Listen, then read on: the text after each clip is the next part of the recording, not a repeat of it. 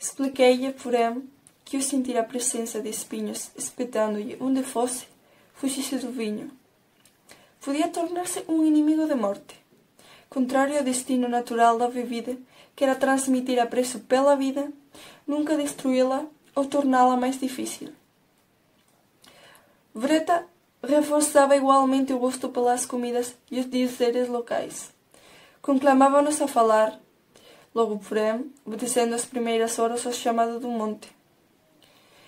E lá ia ela pela encosta acima, apoiando o corpo nos socos de cano alto, sola toda revestida de cravos para dessa forma não escorregar nas pedras. E presa à cintura, numa sacola de couro, levava frutas, pão de milho, presunto defumado. Já agora afinava-se tanto com a vida da aldeia que parecia haver ali nascido, nada lhe sendo estranho. Desses passeios solitários, ela regressava com os olhos contaminados por luz rara. Dessa evidência, eu me questionava se aquele era o sonho adequado para a neta. Para não ouvir ela a ser um produto meu, de Venâncio e da Eulália. Mas, como adivinhar os asseios, facilmente eu confundia a neta com um Brasil, tornado a ponto de cruzar sempre que fosse as entranhas do país. Carnava ela, a cada dia, o amor que sentia pela terra escolhida para morrer. Eulália também saía de passeio, sempre discreta com um chapéu de palha a protegê-la do sol. Diretamente para a igreja, naquele chão religioso, sua fé havia nascido. Eulália parecia feliz vendo-me ocupado com a neta. Com isso, sem tempo de agredir o clero, provocar mal-entendidos entre nós. Vreta nada me pedia, exceto a liberdade de locomover-se, de chegar tarde a casa.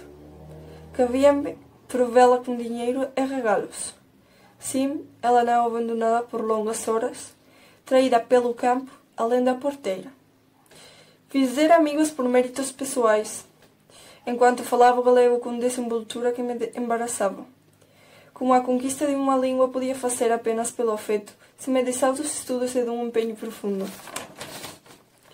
Bastava ir-nos a Madrid, para Vreta impacientar-se, seguindo nossos protestos. Com que direito se eu privara de sobreira, onde havia tanto que fazer, que já amava?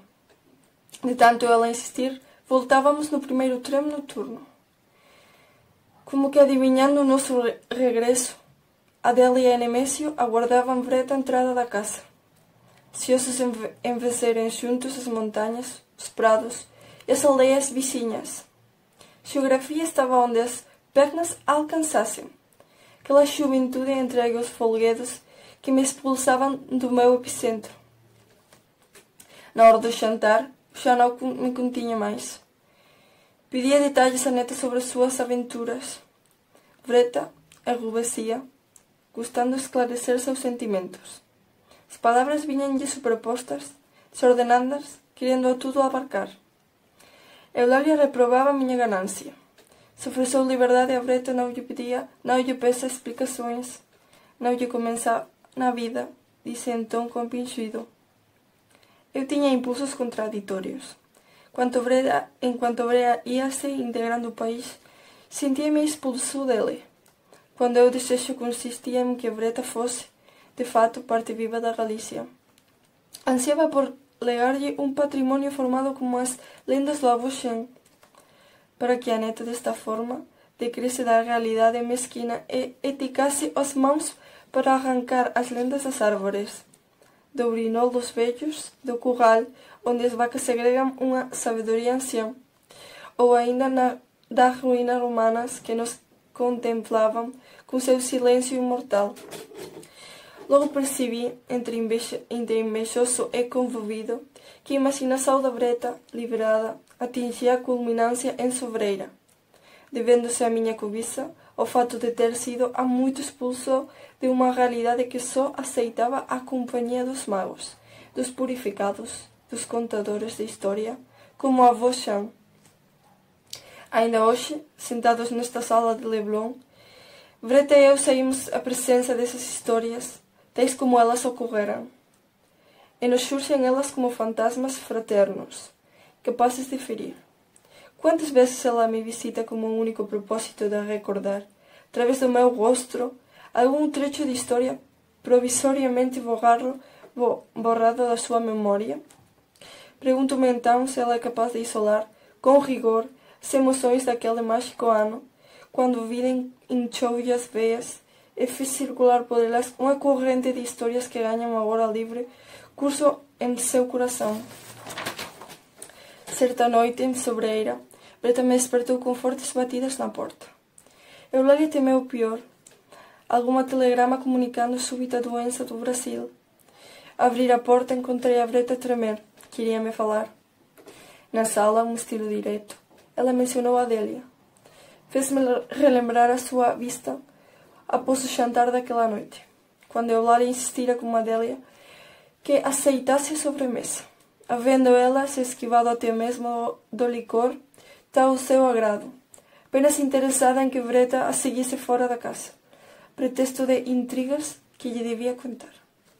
Ambas, afinal, saíram, o que era um jeito comum, pois aqueles três amigos tinham por hábito repassar a história da humanidade com insuscitada arrogância, por meio de palavras atropeladas, e que roubavam entre si, sob o beneplácito geral.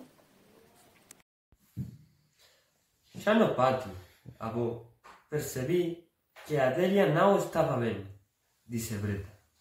Breta notou-lhe os olhos assustados sob o reflexo do lampião, que as envolvia em seu halo de luz, perto da entrada do curral.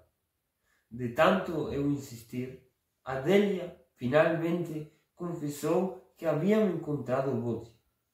Ocorrera que naquele dia, após o almoço, Adélia e Breta decidiram vaguear pelas margens do rio.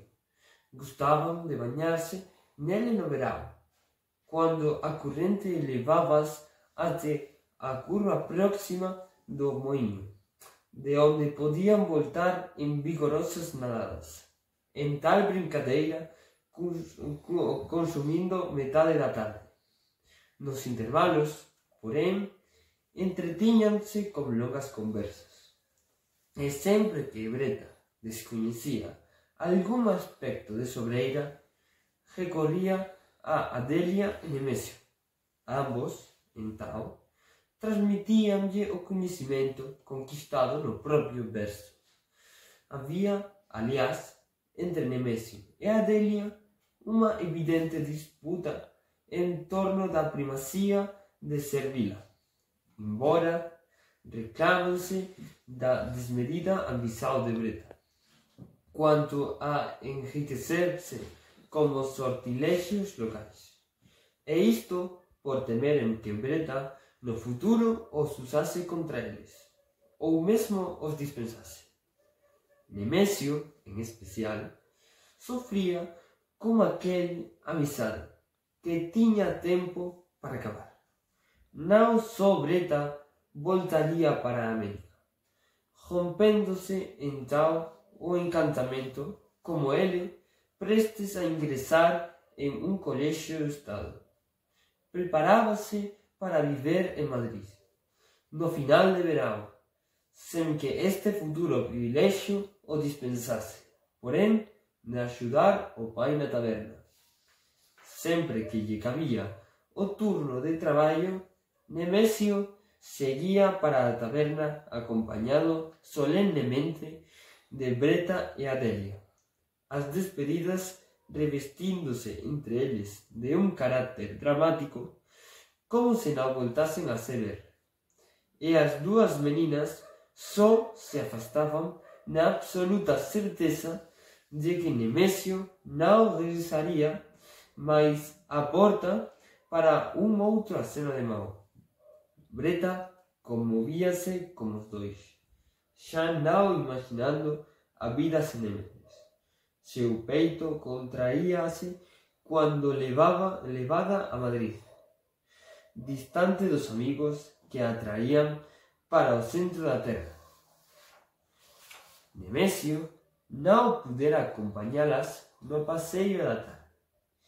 Elas compensavam a sua ausência trocando confidências, e sentadas na margem do rio, viam do outro lado, os fundos da propriedade do Sr. Saavedra, toda cercada em sua extensão de água e de muros indevassáveis. Há muito os três amigos cogitavam sobre que espécie de mundo deveria existir naqueles domínios para justificar tantas precauções. Uma casa que se resguardava, além dos muros, pelo portão da frente, que dava para o caminho da senda, e pela porta da retaguarda, que ia até no próprio rio, portando alcançáveis apenas de barco ou a nado. A ideia de finalmente invadir o inexpugnável território partiu de Brenda naquela tarde. Adélia reagiu contrário, temendo as consequências, quis sofrear-lhe o ímpeto.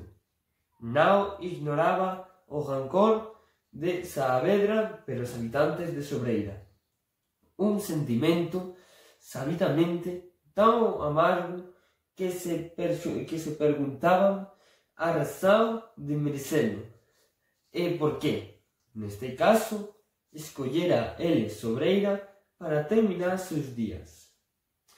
Na taberna de Fermín, pai de Nemésio, o madrileño jamais partilhou a mesa como os demais.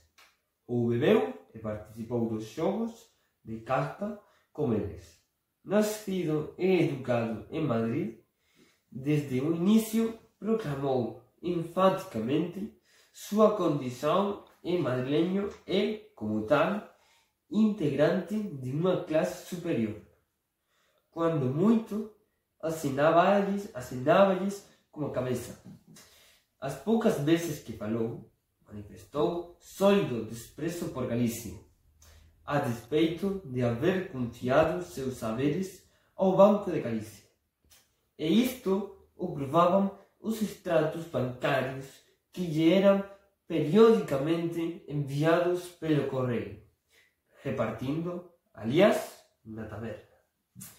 Não se conheciam a origem da sua suposta fortuna, pois que nunca mencionou o passado, a não ser insinuar que a origem nobiliárquica dispensava-o de conviver com a plebe.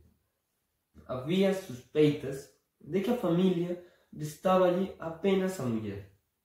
Esta, por sinal, um corpo seco, de olhar febril, que muito raramente deixava os muros da casa, a menos para uma viagem anual, da qual regressava convalida, os ombros ainda mais curvados, despojada de alegria no rosto. Daí se dizer que seu ventre nunca parira, mesmo porque ali, em Sobreira, nenhum filho deles dera cara, quando mais não fosse para reclamar, com antecipação, partes da herança. Breta tentava convencer a Adélia de que não deviam privar-se, por mais tempo, das descobertas intramuros, fascinantes, sem dúvida, e ainda que ali não estivesse Nemésio, não podiam arrastrar mais a excursão. E se não for comigo agora, Adélia, jure que desistirá para sempre dos jardins do Sr. Saavedra. Pois, se eu souber um dia, lá no Brasil, que conheceu esta casa sem mim, jamais perdoarei esta traição, disse Breta, com olhos acesos, agarrando seu braço. Adélia agitava-se nervosa, instigada por Breta. Temeu abdicar de uma aventura associada ao rio que tanto amavam.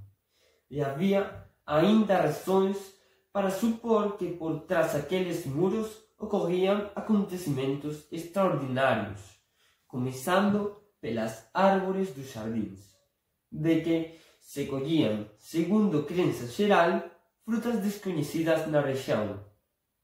sem falar em certas ervas que cresciam ali com propriedade de transformar os seres em criaturas antagônicas ao modelo original. E, sobretudo, desconfiava-se que o perverso madrilenho mantinha em cárcere privado um lote de prisioneiros, dispostos a relatar a quem vencesse os obstáculos do rio a história do cruel feitor, de aspectos tão sinistros que motivavam o zelo de Saavedra em mantê-los prisioneiros. Um só desses depoimentos teria causado sua expulsão da Galícia. Afinal, Adélia aceitou o desafio de Breta. Imediatamente tirou os sapatos, lançando-se na água. Julgava-se mais apta para conduzir a operação a bom termo. Em rápidas braçadas, Adélia agarrou seu batente, tratando de colar-se à porta até alcançar, com o impulso das pernas, a maçaneta. Os pés apoiados agora no batente, o corpo esticado, pode agarrar-se à parte de cima do portão, por meio de um salto, e neste acrobático impulso levando junto o resto do corpo, o que lhe permitiu, com habilidade, passar as pernas sobre a porta e saltar para dentro. De tal forma agiu Adélia, que Breta, na outra margem, lamentou não haver tentado antes semelhante empresa. Lá estava Adélia, abrindo a porta, convidando-a com um gesto a passar. Juntas de novo, percorreram emocionadas os jardins, atentas aos bens que seguramente iam transformar-lhes a existência. Pelo que sabiam, tudo estava autorizado a acontecer. Mas, à medida que avançavam, nada havia, na aparência, que explicasse as proibições. Ao contrário, há muito não viam um cenário tão destituído de cantos. Decepcionada, Breta começou a bradar, ainda que Adélia a moderasse, e encontrava-se assim a imprecar contra o velho carrancudo, quando ouviram ruidoso tropel em seu encalço. Atraídas pelos ruídos, viraram a cabeça. Em sua direção, afantasava-se um bode de magnífico porte, saído naquela hora de um livro de histórias, com cornos regiamente entrelaçados, semelhantes aos galhos de uma ramagem. Lá vinha ele, atrás delas em acelerada corrida, deixando ele sua fúria tão visível que só lhe restou o tempo de galgarem às pressas o pessegueiro mais próximo. Do topo, observaram o animal a dar marradas contra o tronco, sem tal que violência lhe ferisse os exuberantes chifres. Mas, por efeito destes abalos, tudo começou a tremer em torno. Assim, Breta e Adélia não conseguiriam por mais tempo manter-se ali, sem o risco de irem ao chão. Quase gritaram por socorro, com teve a certeza de Saavedra ser o primeiro a devolvê-las os chifres do animal. E muito pouco já lhes faltava para o tombo, quando o animal finalmente deu demonstração de cansaço. A língua ofegante, que ele exibia, era rubra e granulada, seu olhar denunciando o desejo de lambelas com intensa voracidade. Adélia decidiu instigá-lo ainda mais, para levá-lo ao esgotamento. Assim de acordo, ambas começaram a tirar-lhe pessegos, folhas, faziam-lhe caretas, assoviavam de maneira impertinente, para o animal se dar conta dos insultos. O bode prontamente correspondeu com outra série de marradas, até que se afastou para recobrar forças. Mas já não era o indómito animal de instantes atrás. Adélia viu-lhe o desalento, a cabeça pendida. Era hora de agir. Deu o sinal à Breta e jogaram-se rapidamente ao chão. E, em desabalada corrida, atiraram-se às águas, em meio a tropeções. Conte logo, Adélia, o que se passou com esse bendito bode, disse Breta, a filhita lá, no pátio. Na pressa da fuga, elas não puderam fechar o portão. Deste modo, deixando à vista ao animal o espelho d'água que ele jamais olhara tão de perto e que prontamente o fascinou, e cujos reflexos, milagrosamente, devolviam-lhe a própria imagem. Quando então, levado pelo irresistível instinto arcaico de tocar em si mesmo ou a outro animal refletido nas águas e que julgava ser o seu irmão, atirou-se ao rio. No início, seu corpo debatia-se na superfície da água, tomado pela euforia de livrar-se ao mesmo tempo do cativeiro e da carga do próprio peso. Logo, porém, seu corpo, de nobre condição, foi atraindo para o leito do rio, donde emergía rapidamente para renovar a respiración, até esgotaran-se os recursos e se encontraba morco, sen cualquier opulencia, na curva que antecede o moinho. Esta sorte de permanecer para sempre en Sobreira, perto do dono, deféndose a que os seus cornos se embarazasen na ramagem da moreira, debruçada sobre o río. A noticia do accidente logo alastrouse, chegando á taberna na hora en que Saavedra, por coincidencia, bebía sozinho na súa mesa. O pai de Adelia, presente naquela noite, pode relatar máis tarde en casa, con a familia en torno da mesa de jantar, o que exactamente sucedera. Saavedra non se perturbou, en completo desprezo por unha información maldosa e mentirosa. Un animal de estimación como aquele jamais abandonaría os seus jardins, onde sempre fora feliz, para coñecer Sobreira do lado de fora, que nada tiña a lle acrescentar. Unha terra toda cercada de espiños e de agresivas escarpas. E así mía Saavedra expandíndose, para espanto de todos, cando o mensaxeiro afirmoulle que aquele bode tiña precisamente unha mancha branca na pele, ben perto dos testículos. Saavedra empalideceu, apoiando os cotovelos na mesa.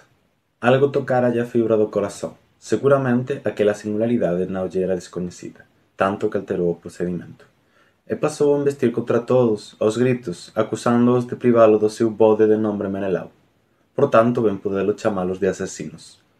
Denunciou, enseguida, a conspiración ao recurso contra ele, na cual estaban todos empeñados.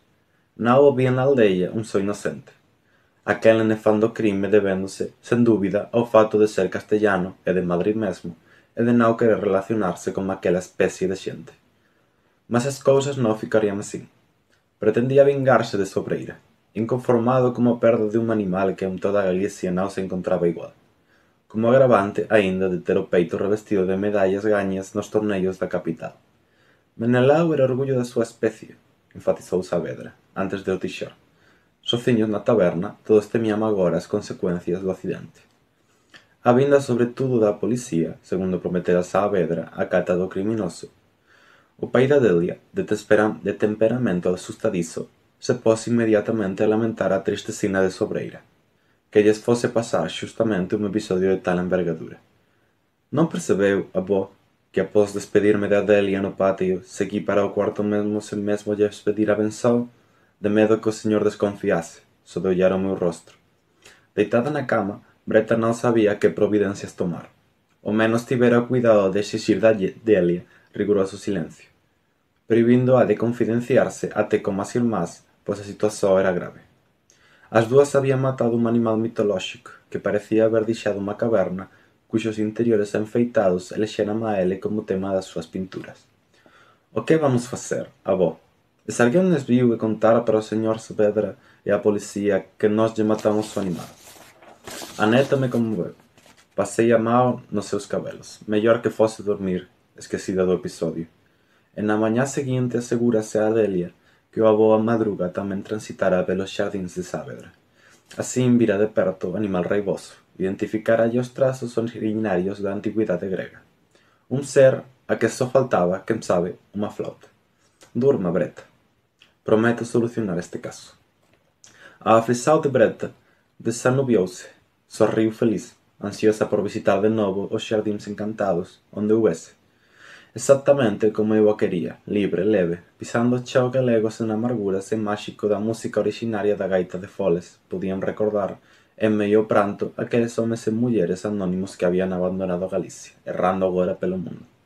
E isto porque Madrid, além das medidas restritivas que lles foran solapando os poucos as almas, privaraos de condições de sobrevivencia. Mas cando Avelino Cachafeiro, do grupo de Soutelo dos Montes, tomou da gaita de Foles para darlle vida sopro, ninguén dubidou.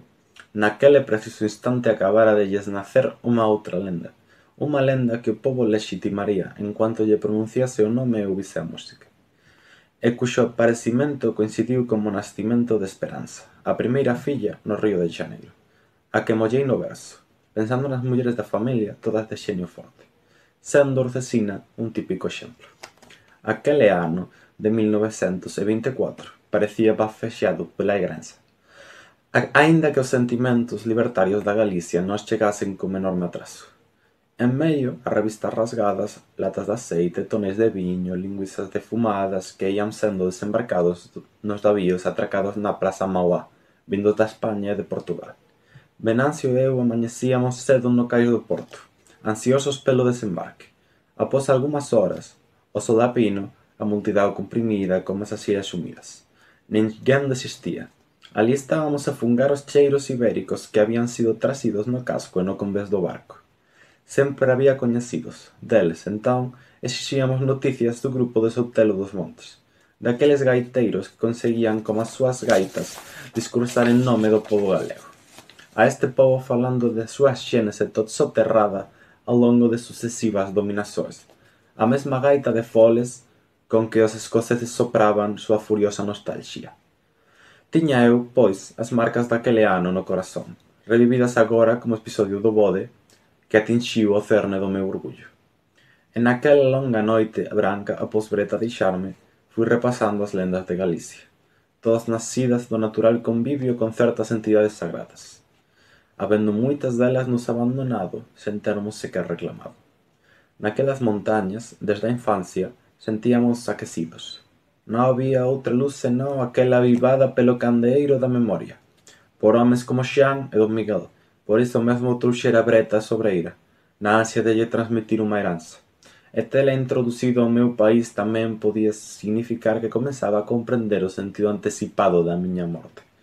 Saavedra instigábame a represalia. Ia darlle combate non só para protexer Breta do seu primeiro asesinato, mas en defensa da miña nacionalidade. Voltei para a cama se consegui dormir. Sentindo frío, aproximeime do calor cálido de Eulalia.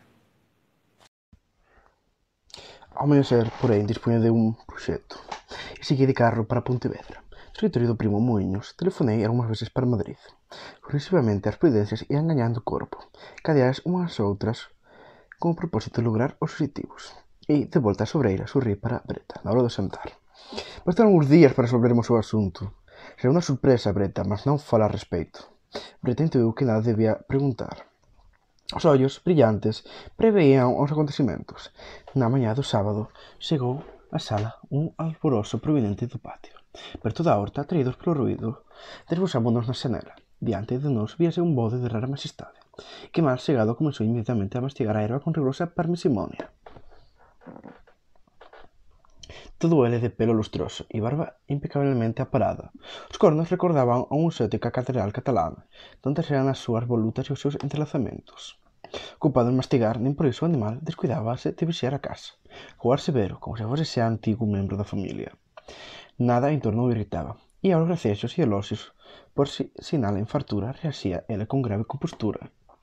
A noticia desta chegada alastrouse velozmente. Logo, formándose á súa frente unha fila de visitantes. Ali parecía estar o laureado gobernador en persoa. Para que serve este animal? Terá Madruga desistido do Brasil? Pensa ficar en Sobreiro para sempre. As visitas ían comentando. Para cada visita, limitábaseme a dizer: a partir desta data, os señores irán a apreciar como nós, galegos, cuidamos destes madrileños. Fermín foi encarregado da misión. Por tanto, recebeu instruccións precisas. Non tiña por que saírse mal. Ninguén mellor que ele para estes servizos. Pelo seu exemplar espírito de obediencia, sempre posto a proba diante da muller, dos veciños e dos fregueses da taberna. Fermín escolleu a hora do almozo para visitar o madrileño. Nesta encrucillada do reloxo, o apetite de Saavedra, que de tal forma impacientábase que quase trincaba os dentes cerrados. Ás veces, se facendo até necesario a ida ao dentista para limalos. Bateu con forza a porta do castellano, trazía o animal consigo. Restado pela corda, os traxes de Fermín, esencialmente apurados, contestaban con o xeiro do bode. Saavedra recebeu soltando ventos polas narinas. De cara amarrada, o humor maligno envellecíalle a pele, e xa lle ia impedir a entrada aos seus dominios. Cando se fixou no impedente presenza do bode, unha criatura por todo superior ao falecido Manelao. O que desexa? Fale logo, Saavedra resmungou, sen lle encarar o rosto. Fermín non respondeu, pasando porta dentro. Foi logo seguido por Saavedra. Só se deteve diante da varanda. Vinlle dizer que por enquanto o animal é seu. Non deixe, pois, de alimentalo e ofrecerlle agua fresca. Cuanto máis aguarde noticias do señor Madruga, probablemente en 5 días. Que diabo é este Madruga, que ousa abandonar este bastardo na miña porta, sen me dizer satisfaccións? Se non quero o animal, levo de volta. Fermín comenzou a arrastá-lo en direción á porta. «Un momento», dise Saavedra, de ollos postos no animal, sen controlar a cupidez, como se observase as cócegas fumigantes dunha muller estendida no chão, sob os cuidados do sol. Afinal, quen é este Madruga? A voz agora menos agresiva que antes. Para seu goberno, o señor Madruga é un respeitável industrial e comerciante da praza do Río de Xaneiro. E así, dicindo, Fermín desatou a corda do pescozo do bode, deulle suave tapa nas ancas e orientou para o prado de Saavedra, nun rápido acordo entre home e animal. Saavedra nem impediu que o animal a pastar lle rebuase a erva. O bode, que aliás demostraba tal notoriedade no novo lar, que se facía ruídos ao mastigar, contrariando a súa discreción anterior, logo que chegou á sobreira. Realmente soube intensa apreciación do madrileño, que absorto en contemplalo non percebeu Fermín afastarse. E así terá ficado Saavedra por moitos días, pois non deu máis noticias na operación na taberna, tampouco enviou os protestos prometidos a Fermín, por lle terem violado o domicilio. A noite, os retardarios da taberna, sob o efeito do viño tinto, colocaban o ouvido nos muros e no portón de Saavedra, na tentativa de averiguar que clase de ultraxe estaría sofrendo o animal, entrega a tutela do miserável castillano. A pesar do silencio, non se ovían gritos. O animal parecía morto ou simplesmente voltado para un soño profundo. Desta forma, facendo malograr o espírito de intriga daqueles homens que ían dormir desinformados. Unha semana máis tarde, Fermín bateu a porta de Saavedra. Desta vez foi inmediatamente introducido na sala decorada con móveis trazidos de París. Entre diversas pezas destacábase encima do consolo unha grande espello forrado con sóis, que impedía o cristal reflectir o rostro de quen lá fose se contemplar. Por 5 minutos Fermín teve gosto na cidade ao jogo, até que se armou para puni-lo. O senhor deve me acompanhar agora mesmo à casa do senhor Madruga, do Rio de Janeiro. Ostensivamente, Fermín afastou o copo de conhaque para a outra extremidade da mesa, sem havê-lo provado, assim manifestando o dissabor que lhe causava qualquer iguaria vulgar. Se este sujeito me quer ver, que venha à minha casa, disse Saavedra indignado. Como queira. Neste caso, levo o bode sagrado em seu lugar, riu Fermín, satisfeito com o impacto provocado. Saavedra nada disse. Levantou-se, recompôs os cabelos e, de chapéu e bengala, deixou a casa sem procurar se Fermín o estaria seguindo. Manteve-se calado no trajeto e ainda exigiu que Fermín lhe abrisse a porta da casa de Madruga para ele passar. Já na sala encontrou à sua espera xícaras com café quente sobre a bandeja de prata portuguesa, prova de fato que precisara com exatidão o instante da sua chegada. Tal detalhe alarmou a Saavedra, sem por isso acrescentar-lhe boas maneiras, pois, grosseiro como há sempre, não cumprimentou os 5 homens presentes. Guarda-se o protesto mais tarde, Sr. Saavedra. Aconselho agora a sentar-se e tomar café antes de que esfrie, disse-lhe eu secamente, e agradeça-me a oportunidade de beber um café brasileiro, o primeiro de sua vida castelhana. Acuado por tantos olhares, Saavedra cedeu, e antes mesmo de provar o café pediu mais açúcar. Serviu-se com exagero, querendo visivelmente estragar o paladar do café, para não seguir obrigado a apreciá-lo. A xícara tremia-lhe nas mãos. Finalmente bebeu sem uma palavra de estima pela procedência brasileira. De propósito, sorvia o café lentamente, exaltando-lhe as virtudes, por todos aliás apoiadas. Após longa pausa, fiz-lhe ver agora sem preâmbulos que não havia em Sobreira um único cristão que o estimasse. Contra ele pesavam graves queixas, entre elas a de tê-los acusados de assassinatos do Menelão. Assim sendo, Sobreira, peço, ansiava por expulsá-lo dali. De fato, não compreendiam que a má sorte que lhes couvera de ter entre tantas terras de Espanha justamente o que escolhesse ele Sobreira para lar. E, como se não lhes bastasse a desgraça de aturá-lo vivo, haviam sabido dos seus planos de vir a ser enterrados em Sobreira. Era mister, porém, que já ele soubesse que tal projeto feriria frontalmente os interesses da aldeia, razão pela qual não lhe prestariam qualquer honra fúnebre, pretendia mesmo, quando passassem do féretro, fechar as janelas e portas só para não vê-lo, ainda que morto. Efetivamente, os galegos eram rústicos, mas jamais hipócritas. Saavedra não escondia impaciência, mas indiferente à sua sorte, prossegue na argumentação, agora admitindo-lhe que é, de facto, algum cidadão de Sobreira a abrir a porta, induzindo o animal a afogar-se. Uma ação movida pela vingança, pelos amargos sentimentos que Saavedra inspirara-lhe. Mas ninguém, naquela sala, sentia-se com direito de criticar quem agira assim na surdina. E isto porque também eles desejaram puni-lo, fazê-lo sofrer. Assim sendo, assumiam em conjunto a responsabilidade do assassinato. Daí terem feito vir de Madrid um bonde como aquele, coroado de medalhas, e que logo passariam à sua propriedade como um ato compensatório. Saavedra deixou transparecer a emoção de sair vencedor de uma batalha em que seu melhor animal fora sacrificado. Tinha à sua frente inimigos galegos, montanhenses de origem celta e, como tal, cultores de um envelhecido orgulho, querendo forçá-lo a crer que eram adversários generosos, quando Saavedra sabia que, sob a máscara de cera, escondia um ímpeto de vingança e dramática ansiedade.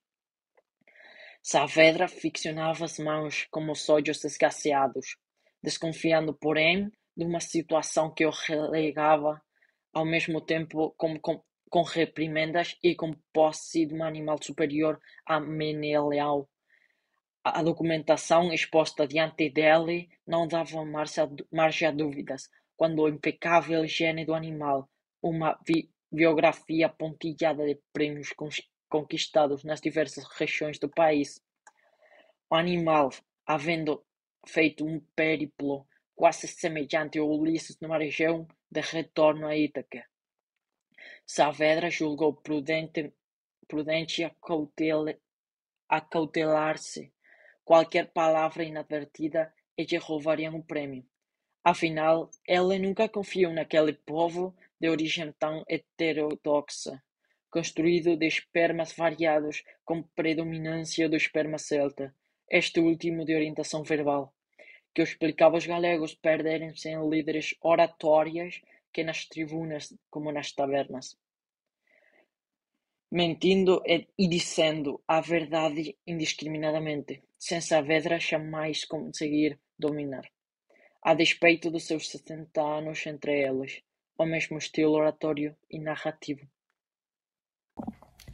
Por instantes, o presente pareceu contranxelo, fixouse en nós, como asegurándonos seu odio, a min máis que os outros homes na sala.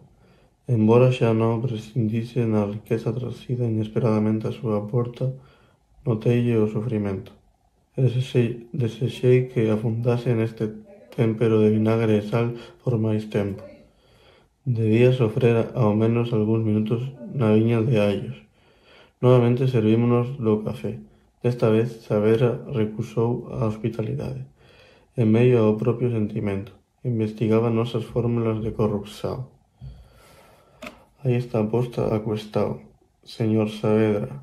A partir deste encontro, o animal é seu. Fixo unha breve pausa. Percebí entao que Saavedra deslizaba a cadeira como se desmayase.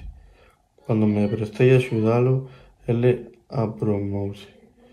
Era un homen inhóspito e lutador. Falta un detalle, porén.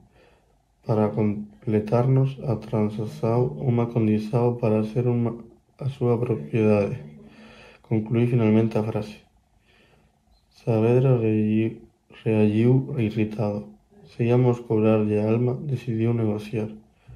Primeiro os señores matan Menaleo e agora queren subyugar a miña vontade, dice entón seco. As palabras non o impedirán. Entretanto, derretera a documentación contra o peito.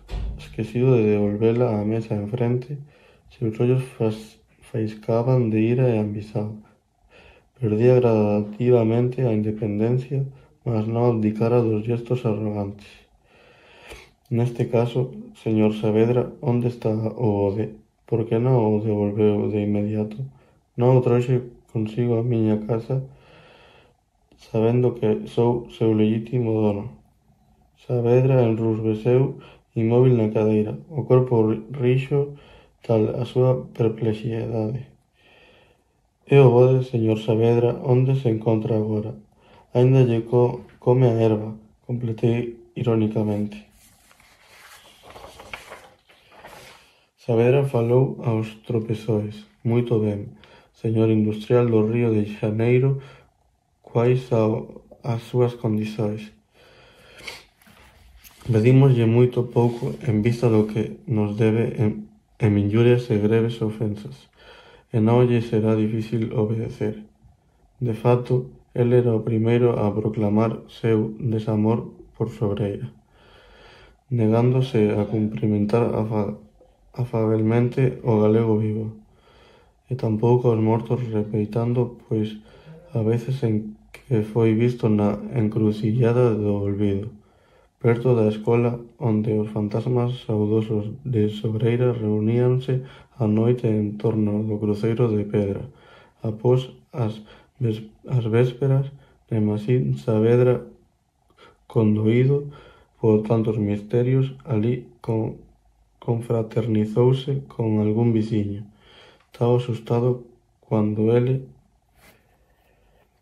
a partir desta data, señor Saavedra, abstéñase de frecuentar a taberna, de pôr os pés alí, mesmo que lle falte en casa unha caixa de fósforos para acender a lareira no inverno, ou lle chegue ás narinas o olor de un maravilloso viño do Ribeiro, ou escute Fermín pedindo socorro. Esta taberna lle está prohibida, e aí do señor se desobedecer. Saavedra asustouse, e pela primeira vez víanse no seu rostro sinais de humanidade.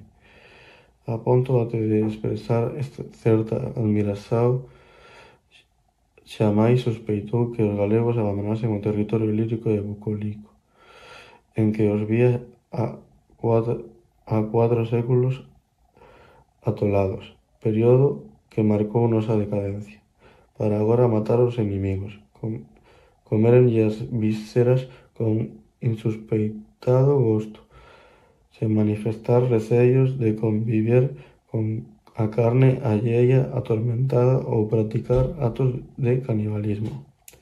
De repente ele se descobría o símbolo do prazer que botábamos ao sangue do inimigo, unha frisao que voltaría a circular libremente entre nós, desde que conseguísemos aniquilar 1000 castellanos como ele a cada día. Para facelo admirarnos máis aínda, acrescentei: e sorte ten o señor que non lle entendamos a mesma prohibición aos lugares santos, aí incluídos o cemiterio e a igrexa.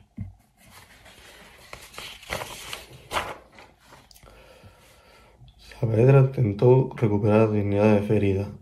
Para tanto, bastándolle recusar o animal, cuspirnos na cara, declararnos un pobo desprezível. Ele, porén, consaba o rostro e piscaba os ollos sen parar, as longas pálpebras formando unha cortina que lle escurecía o rostro, en cuanto procuraba unha justificada que convencese a ele mesmo da difícil situación en que estaba. Certamente dicíase que caso resistise a nosa proposta, non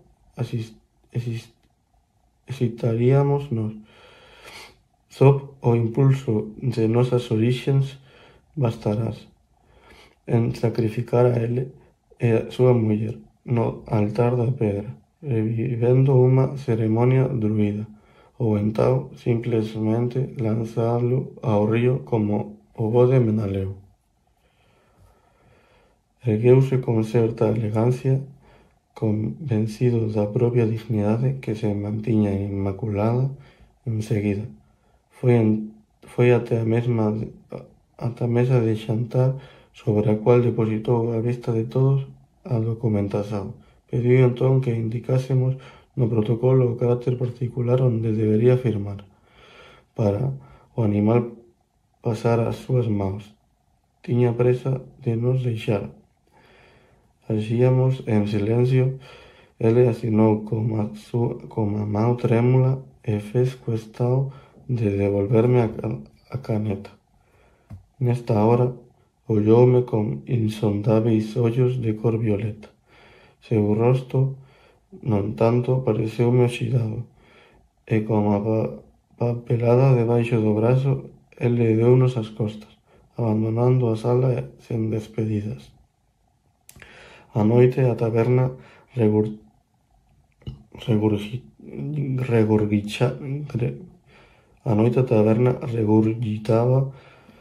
de homens tensos, sufocados pela fumaza e o alcohol. Había no voceiro rouco grande expectativa en relación aos minutos dos reloxios consultados a cada instante. Os ponteiros avanzaban, xa ben próximos da hora en que Saavedra chegaba á taberna con exemplar puntualidade, indo entao ao balsao, sen examinar en torno cando pedía un viño tinto. Faltaban 5 minutos. Na vida de Saavedra nunca houbo un único atraso desde o seu advento en Sobreira, algúns anos atrás. Extremamente metódico, el bebía 3 copos de viño tinto oriundo sempre do mesmo tonel de carballo. Finalmente, o reloxo de parede, tracido de casa de Fermín para orientalo naquela noite, bateu 8 horas en ponto. A fumaza, máis intensa ca nunca, dificultábanos a respiración. Tiñamos as ventas obstruídas. Facía calor, mais ninguén protestaba dollos postos na porta. A pesar das batidas solenes do reloxo, a porta custaba a abrirse.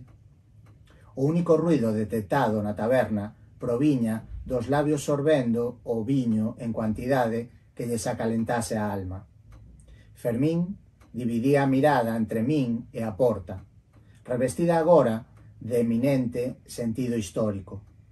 Sobreira inteira dependía do que lles ocorrese nos minutos seguintes, por sinal, 5 deles xa vencidos. É cedo aínda para celebrarmos, dixo o medroso Fermín. O contrario, xa estamos con 2 horas de atraso. Así sendo, sirva o viño a todos. Dirixime aos presentes en voz alta, quebrando o penoso silencio. Esta rodada é miña. Divírtanse, dixo aínda. Ninguén se moveu, nen mesmo Fermín, para atender o pedido. Ali estaba un pouco incrédulo, sen esperanza. Gritei para Fermín, convoqueino á obediencia, un ideal a que viña el atendendo servilmente. E aínda así, el non cedeu. O que espera, home? Acaso vosés ambicionan a derrota? Queren entón que este maldito castellano entrenos por porta adentro?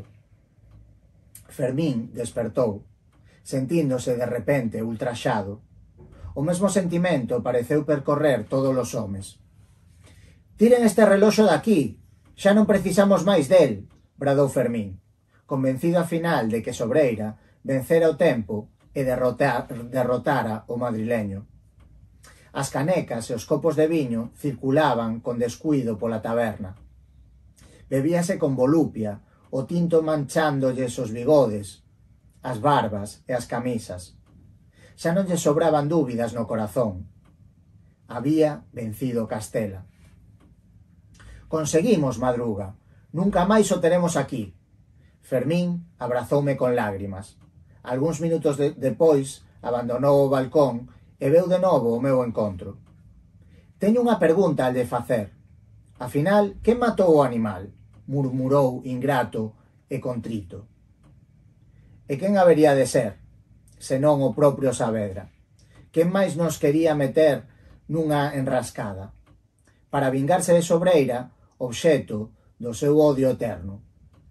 Contando el co fato de que, no pasado, Nosos ancestrais entregáronse sempre a ritos de veneración e sacrificios humanos.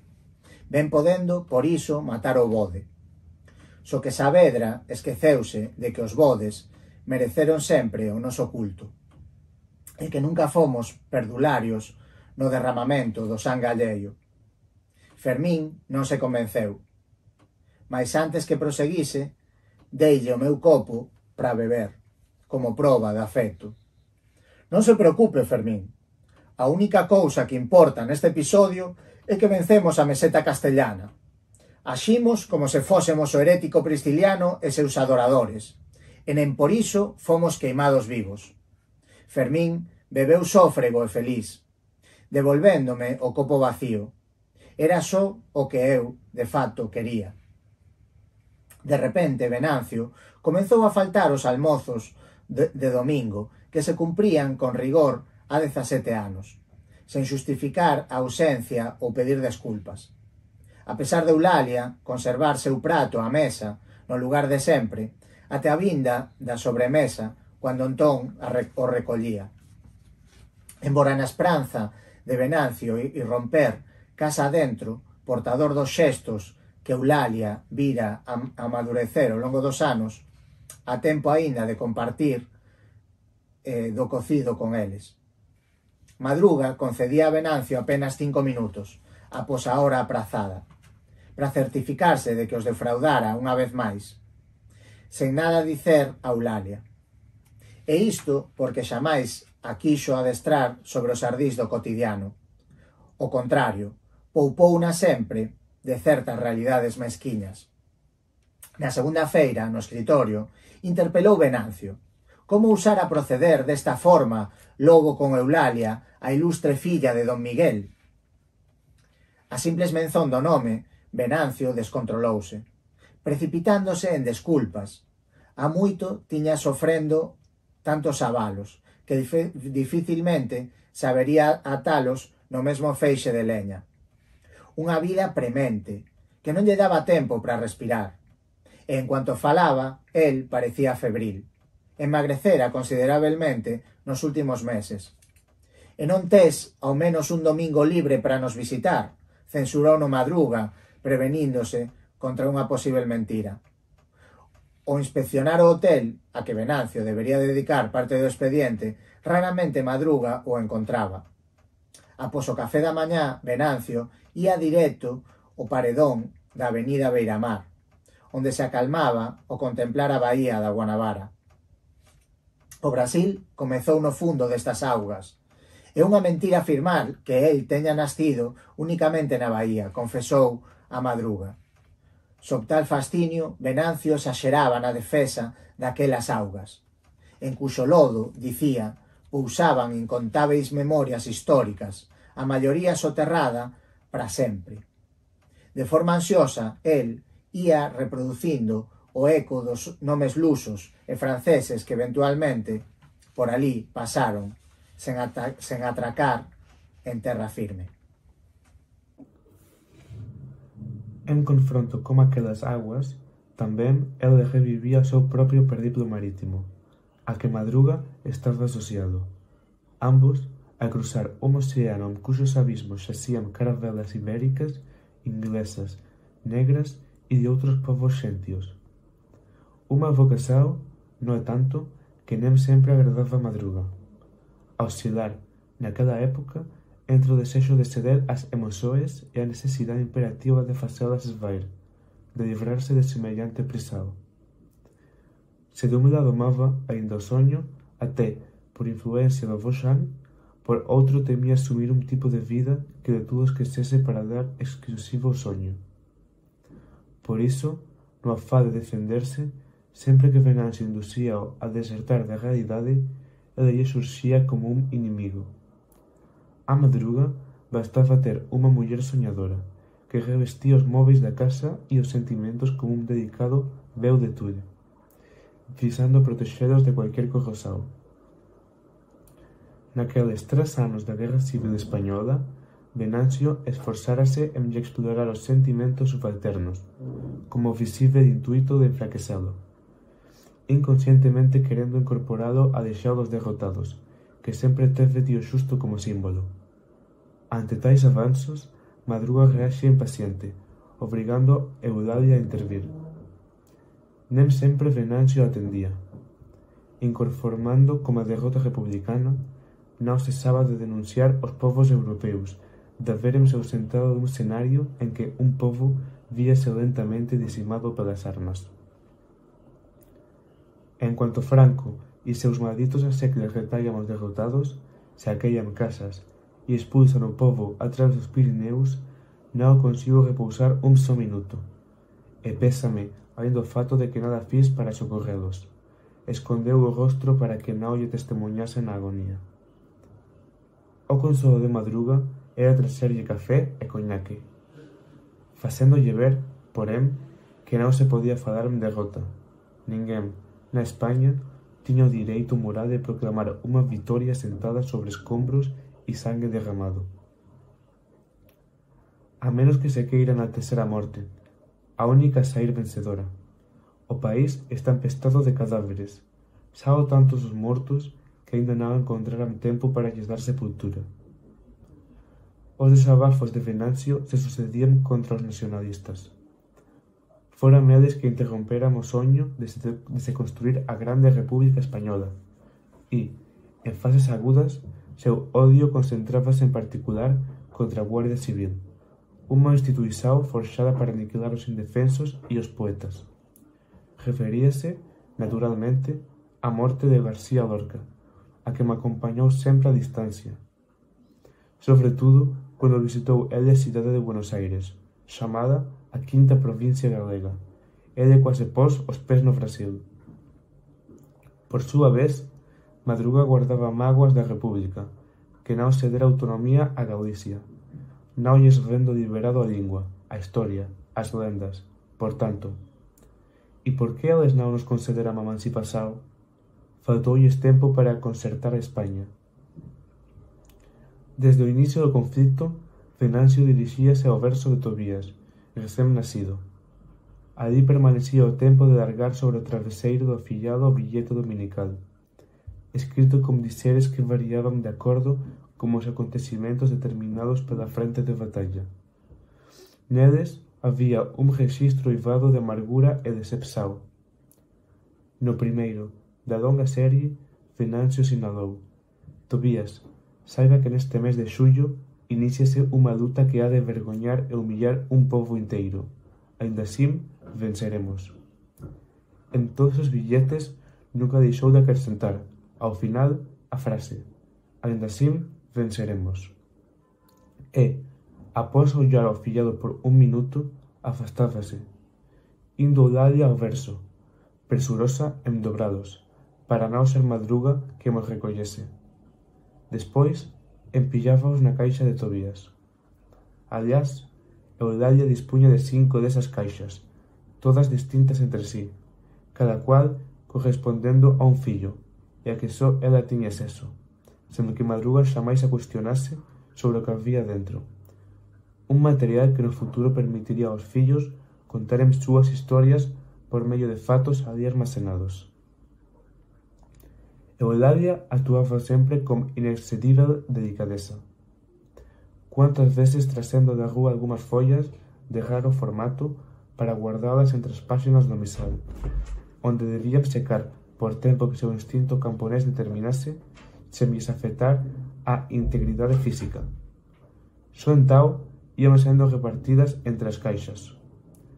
Un ano despois da guerra, Madruga xulgou que tamén Eulalia merecía unha caixa onde preservase a propia memoria. Durante unha semana buscou nos anticuarios do centro unha peza digna dun corazao farto de vellas, por onde ela finxía pasear sempre que a tiña nos brazos.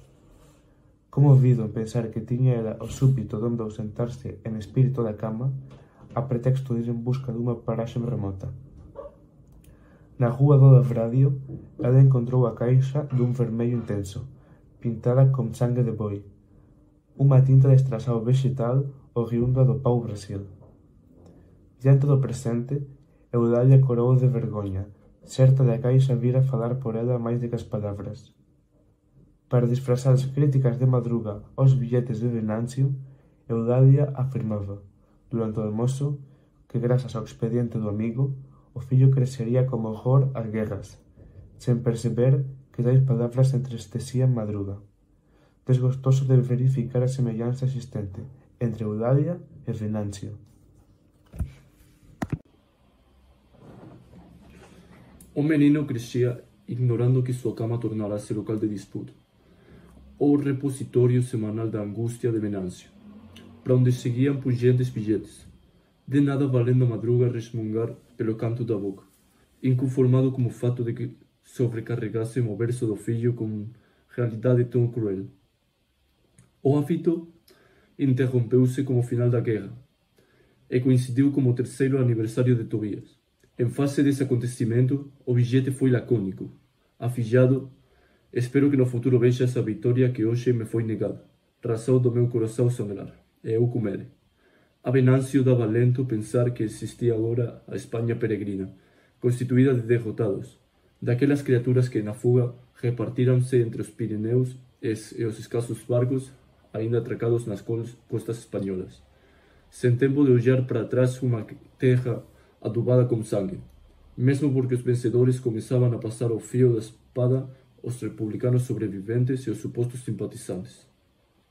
A Espanha, que exaltava Venancio, passara a existir fora do próprio país, diariamente engrossada pelos melhores homens, ainda que fossem homens desolados, perambulando pelos desertos africanos, pelas aldeias francesas, ou ainda pelo generoso e amargo México, que compreendia tão bem o desespero do exílio, disposto a ofertarem aos seus anfitriões, em troca do pão e da acolhida, a substância das suas tragédias. Venancio mencionava números, cifras, afinal, quantos éramos espanhóis acampados por toda a América. Logo, esta América que colhia agora os algozes do passado como um sentimento do qual havia, na aparência, expurgado traços de rancor, mas uma razão para a Espanha perder os seus pulmões, sua língua, seus cérebros. Em torno de tal tema, Venancio buscava subsídios no passado, para melhor compreender a evolução atual. De certo, esta Espanha peregrina ditara raízes na época mesmo da conquista.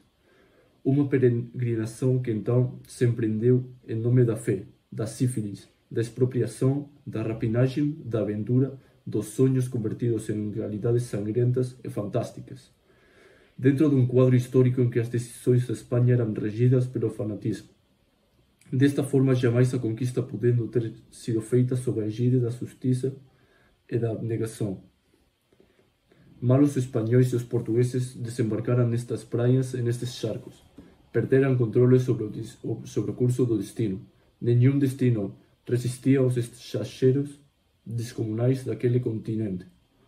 E por isso tudo começou a ser vivido e contado de modo inverso aos relatos dos cronistas oficiais. Esses pobres escribas que se forravam de medo diante do que viam, sem nada entender. Mas se você quiser de fato aproximar-se um pouco desta aventura, sentir-lhe o cheiro, pegue Bernal Dias e conte tudo o contrário do que ele escreveu. Ou, então, pegue Pero Vaz de Caminha e imagine como teria sido a carta escrita pelos índios sobre aqueles portugueses que arrotavam bacalhau e alho. Madruga ouviu, criticando-lhe a arrogância, o abuso proveniente da circunstância de acumular informações que a ele lhe faltavam. Irritou-se com o tema que dera origem à discussão. E por que exclui a nós, imigrantes, desta sua dramática peregrinação? Acaso não merecemos ser considerados peregrinos só porque nos afastamos da Espanha sem alardes, sem rebeliões? Unicamente a miséria nos trouxe. Aquela argumentação parecia a Madruga elitista. Sem mesmo notar, Venancio expurgava os imigrantes deste quadro, pela razão única de haverem sempre pisado um palco de ação modesta, enfornados em geral atrás dos balcões e nas fábricas, desprovidos dos feitos e nomes pomposos. Valemos tanto quanto eles, Venancio. Para todos os efeitos, somos peregrinos também. Faço parte desta Espanha insatisfeita e perseguida, e que você agora se põe a glamorizar. E não é verdade que fomos expulsos, fomos deportados. e que nos proibíramos aceso á terra, aos bens de produção. A única diferença é que fomos combatentes de uma guerra não declarada. Venâncio discordou. Imigrantes, como eles, pertenciam sem dúvida a uma categoria à parte. Não praticavam senão atos individualistas, dissociados de qualquer vínculo político. Este detalhe, portanto, marcando a diferença entre eles. O que nos falta, Venâncio, é o partido, a ideologia, enfim, o pensamento político. Somos peregrinos sem causa política e sem líderes carismáticos. Madruga aumentou a voz. Não se esqueça, Madruga, que foi a riqueza que nos tentou a alma. O ouro é que nos arrastrou até a América. Como então pleitearmos uma designação como esta? Você se engana. A fome é que nos trouxe até aqui, e a fome será sempre um ato político onde quer que ela se declare. Lamentavelmente, Venâncio, você não passa de um servidor dos intelectuais, só porque ama os livros. Sua admiração pelos livros chega ao ponto de absorver uma classe que não é a sua e a que não tem acesso. Em troca, fica indiretamente condenado o povo, que somos nós.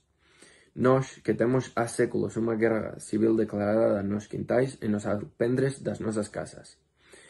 Apenas nenhum historiador decidiu escrever sobre as nossas desventuras. Por que iriam eles se interessar pelas batalhas desenroladas sob os nossos tetos, nos nossos corações humilhados? Não percebe que não foi a nossa gente que iniciou esta maldita guerra, e sim aqueles que nos dominaram sempre, e que terminaram obtendo vantagem de qualquer processo político deflagrado. Como é que você protege e isenta de culpa este tipo de gente?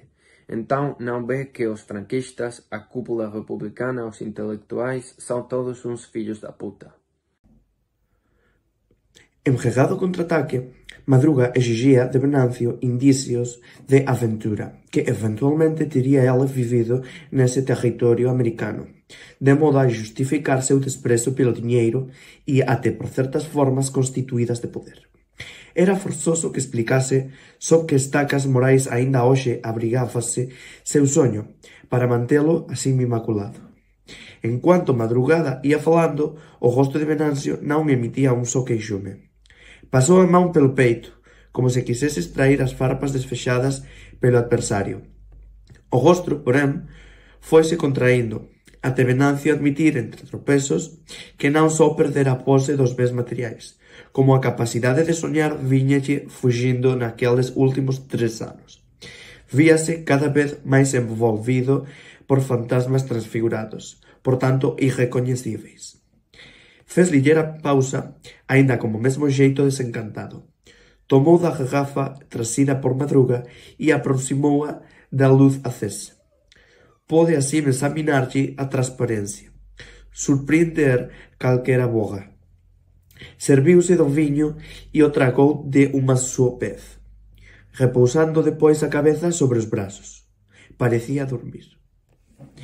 Após esas discusións que lle ferían o orgullo, Venancio trancáfase no cuarto do hotel. Xa sen cuidados pelo traballo, pouco lle importando os ollares críticos. E en cuanto facía refeições no restaurante do propio hotel, mantiña todos á distancia, mastigando comida e raiva ao mesmo tempo. Axia de forma extraña e diferente até mesmos os pedidos de Madruga, instando a selar pela saúde. Esqueça a guerra, Venancio. España sempre se alimentou da carne dos seus fillos. Non vá agora morrer por ela sen necesidade, dise ás presas, sen ocupado. Querendo, por tanto, que non se esquecese de que todos os países tesían as mallas do destino colectivo, como as liñas da discordia e do odio. Mas de nada valían os consellos de Madruga. Mesmo vivendo no Brasil, non había como fugir dos efeitos da maldición, ora correndo a fragmentada nación española. Por iso, mesmo non resistían ao impulso de prantear os mortos, aínda cando tomaban seguidos xopes nun bar da Praza Moá. Venancio levantando brindes aos que escapaban pelas fronteiras e portos. A cara infeliz de Venancio terminaba irritando Madruga. Acálmese, home. Aínda non perdemos a España. Quen sofreu 8 séculos de dominación sarracena ten condições de sobreviver a cualquier tirano. Quantos anos você pensa que Franco vai viver? E aínda que ele soñe en perpetuarse no poder, ninguén irá exhibilo morto e eterno como un Sith moderno. Madruga estimulou-o mudarse de hotel. Quen sabe lle fixese ben viver en Botafogo. Asumir unha casa propia, con móveis e panelas. Ao final, estaba na idade de ter un canto seu, lonxe de os compañeiros de traballo que lle batían á porta do cuarto, sen cerimonia, irritando-o sempre. Prova disto era Venancio, ficar sen lles falar durante algúns días, facilmente gañando a reputación de excéntrico. Mais den por iso os compañeiros o estimaban menos, tanto que se acercaban pedíndolle historias que ele, ás veces, cedían contar. No inicio, en voz baixa, desprovido de enerxía, até alcanzar un ritmo que cativase o discreto auditorio, que ali ficaba meio a cervexa e o cigarro.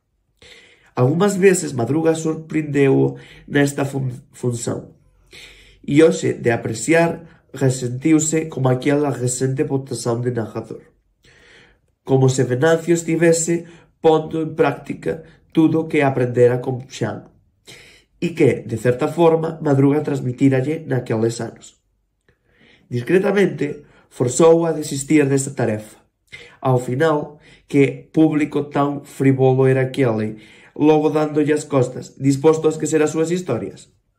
Sabedora deste novo aspecto da personalidade de Venancio, Eulalia discordou do marido.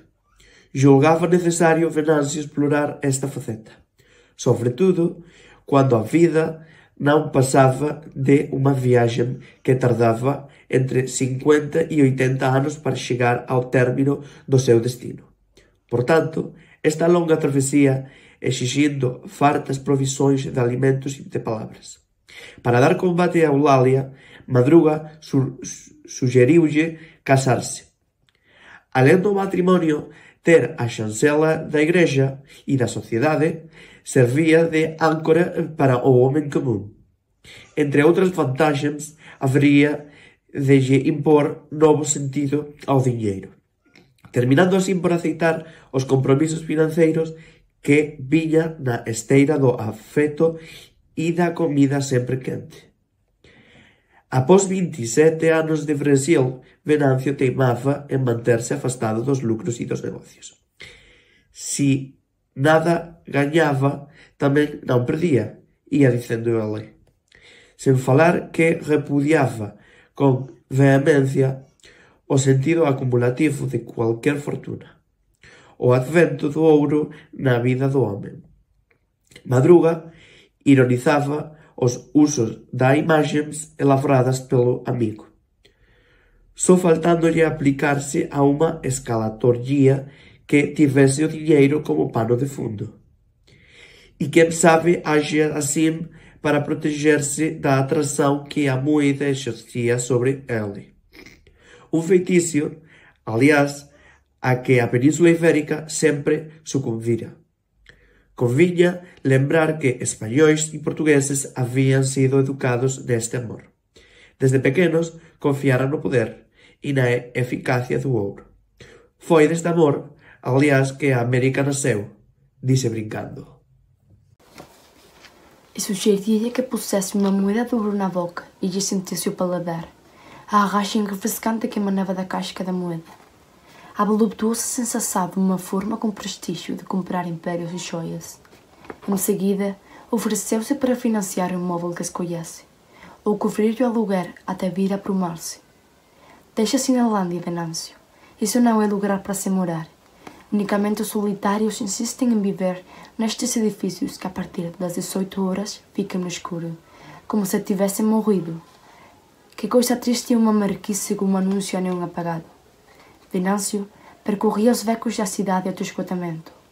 Às vezes entrava no Palácio Monrui para assistir às suas sensações. Da galeria acompanhava a gradual agonia de um morador de estirpe de Mangabeira, ainda no plenário da Câmara, prestes a subir ao pódio. Em quantas oportunidades chegou a vê-lo, de certo com as mãos frias, como o corpo opulento daquele homem não haveria qualquer espaço ocioso. Tudo lhe batia em descompasso, e finalmente ele iniciava a fala. Surgiam de imediato a oração principal, os verbos propícios a um derramamento que não maculasse, no entanto, os seus objetivos. Sempre a desesperada procura da lucidez com que organizar, em todo o seu percurso, aquelas palavras que, sobrepunchando a natural ordem léxica, estivessem ao serviço da paixão e da consciência de um país em formação. Sempre que Mangabeira fala, presinto o seu drama. Ele bem sabe o que se esconde por trás de cada palavra pronunciada na tribuna, e que dependerá dele exclusivamente acertar, manter acesa a flama da oratória. Mangabeira é ocioso deste fardo, e sofre por conta de uma reputação, da qual é o único responsável. Por isso, enquanto está na tribuna da Câmara, teme o tempo todo que a palavra e o que há por trás dele lhe falhem, justo no momento propício. É que ele começa então a morrer no palco, à vista de todos. Após ouvir diversos oradores, Venâncio retirava-se do morro em conflito. Estes discursos inflamados não lhe pareciam expressar a realidade pressentida nas ruas. Mas haveria um solo político capaz de expressar esta realidade confusa e negligenciada? Ou só o silêncio e o fracasso logravam de fato relatar a história de um povo sempre pouco afeto às hierarquias e cronologias suntuosas? Eulália oferecia-lhe chá com biscoitos e torradas quando visitava de surpresa no meio da semana, preocupada em moderar-lhe o ímpeto e combater sua crescente magreza. Enquanto ia-lhe surgindo de forma discreta que não abracasse tanto assim as emoções, provenientes de países vorazes e movediços como a Espanha e o Brasil, parecidos com sanguessugas. Pois como ser capaz de agasalhar tantas contradições, mentiras e hipocrisias sem advir a ameaça da doença e o espectro da morte? Venâncio aprumava-se na cadeira disfarçando sua franqueza, mas, sob o peso do cansaço, relaxava os ombros. Parecia então estar arrastando Espanha às costas, como se fosse uma mochila de couro, enquanto o Brasil, a despeito do seu conteúdo jovem e falsamente lírico, igualava-se em peso uma pedra que devesse deslocar sozinho do chão. Não se pode conviver intensamente com dois países mortíferos como o Brasil e a Espanha. Você terá que abrandar um deles dentro da alma. De outro jeito, elas terminarão por matá-lo. Foi a vez de Madruga dizer. Venâncio reagiu a mudar-se de hotel. Amava os pequenos bares da Cinelândia, de ouvir nas esquinas os fatos políticos, de colher as intrigas no horas de Douro, entre a palha quente. Perto do amarelinho, naquele centro agônico e férico, nutria a ilusão de contrariar o próprio temperamento reservado, tímido. Confrontando com rostos estranhos, recuperava a capacidade de sonhar, de desfrutar de emoções que ele mesmo não teria saber gerar sozinho, ainda que, mesmo ali, se sentisse forasteiro, pondo os pés num país que, em movimentos dispares, retinham, expulsava-o seguidamente. Como se assim não pudesse esquecer que o Brasil não fora a sua primeira manjedoura. A partir da guerra, Venâncio andava sobressaltando pelas ruas, temendo de repente ser enquadrado numa lei predisposta a descartar-se de estrangeiros. Uma tal ameaça impondo-lhe o estigma de partida e talvez de traidor, sem saber para onde se voltar no caso do Brasil mais o quisesse. Iria para uma Espanha em guerra, cujo estrondo das bombas soavam de ouvido constantemente. Nessas perambulações, a solidão lhe pesava, a audiência de um lar e mesmo de uma pátria, e isso apesar da crítica da noção da pátria, que não passava de uma dimensão pertencente à esfera da idealização. Uns simples territórios em que se acumulavam tabus, repressões, pavores, forças vivas jamais permitindo ao cidadão devotar-se à construção da sua própria república, a pátria tornando-se, então, uma terra por onde transitar, fugaz e alcoolizado, com contornos geográficos e culturais esboçados unicamente pelos gestores da causa política. encarregados de expulsar desta mesma pátria qualquer voz dissidente. 1983. Levando pelo vento da glória, a brisa marítima há de fustigar o rosto. Venâncio ouvia os trilhos barulhentos se atilentar das moedas mais chaqueias maus do cobrador, observando a postura ereta do moderneiro, enquanto tirava as silas vinícias sem qualquer refrigério. Solidário com aqueles rostros feitos ascendentes, ressentava-se por não ter participado da gênese daquele povo, quantos deles nascidos no coito rápido subjugado, uns genes oriundos de sombras de lonas e etemirizadas. Em conversas de bar, tinha dificuldade em ingressar nas memórias peteiras daquela gente. Em geral, formava desse o cativeiro. Tal empecilho devendo-se à falta de bons pais que lhe tivessem falado do Brasil. Afinal, ele se posava no Brasil como ave de arrivechal. E ali ficou sob a sombra de uma árvore de copa funducha, cujos galhos entendiam-se por todo o solo brasileiro, à mercê dos temporais e dos raios. Havendo trazido consigo, como criado, a herança das histórias pilhadas de vingança e arbítrio, e que davam realce ao sortilégio quando intimamente entrelaçado com o medo. Histórias estas sussurradas aos seus ouvidos na infância, para a mãe a bastizar-se a cara com cheiro de alho, ansiosa ela por denunciar igualmente o caráter predatório dos vizinhos. Quantas histórias brasileiras tinha ela de analogia menos dramática, ainda que perversa, pois se envolvia negros cativos e brancos coçando os bancos diante dos pelourinhos. Tracados nas encelas, os negros ouviam dos velhos os enredos vindos diretamente da África. Motivo de desprezo por parte dos brancos que mamavam em relucentes tetas negras. Desde Portugal, os brancos compraziam-se em espargir sua custódia do lar cristal e luxo, frases que destilassem veneno, elegância e poder. De fato, Madrugada não podia compreendê-lo. Desconhecia o significado de habitar justamente no coração do Brasil. A Cinlândia, tornando-se, junto com a Lapa, o reduto sensual e promíscuo em torno do qual gravitavam os únicos temas com força e transformar uma amara cidade em capital. Tanto era verdade que em Getúlio, titular do Palácio do Catete, enviava ali os espias para auscultarem o corpo místico da nação. E graças a esta prática retardou a sua queda, mantendo-se 15 anos no poder. As próprias calçadas, o asfalto, os paralelepípedos de Praça Manhattan Gandhi até a Rua Senador Dantas transpiravam, além dos peixões, o vago e confuso enigma que normalmente envolve nas palavras num indivisável caso. Destas áreas, porém, cobertas de sangue, partiam sinais que o sertão, a cantiga, o pampa, todas as províncias brasileiras interpretavam como justiça. O resto do país produzindo, de certo modo, a assinalância.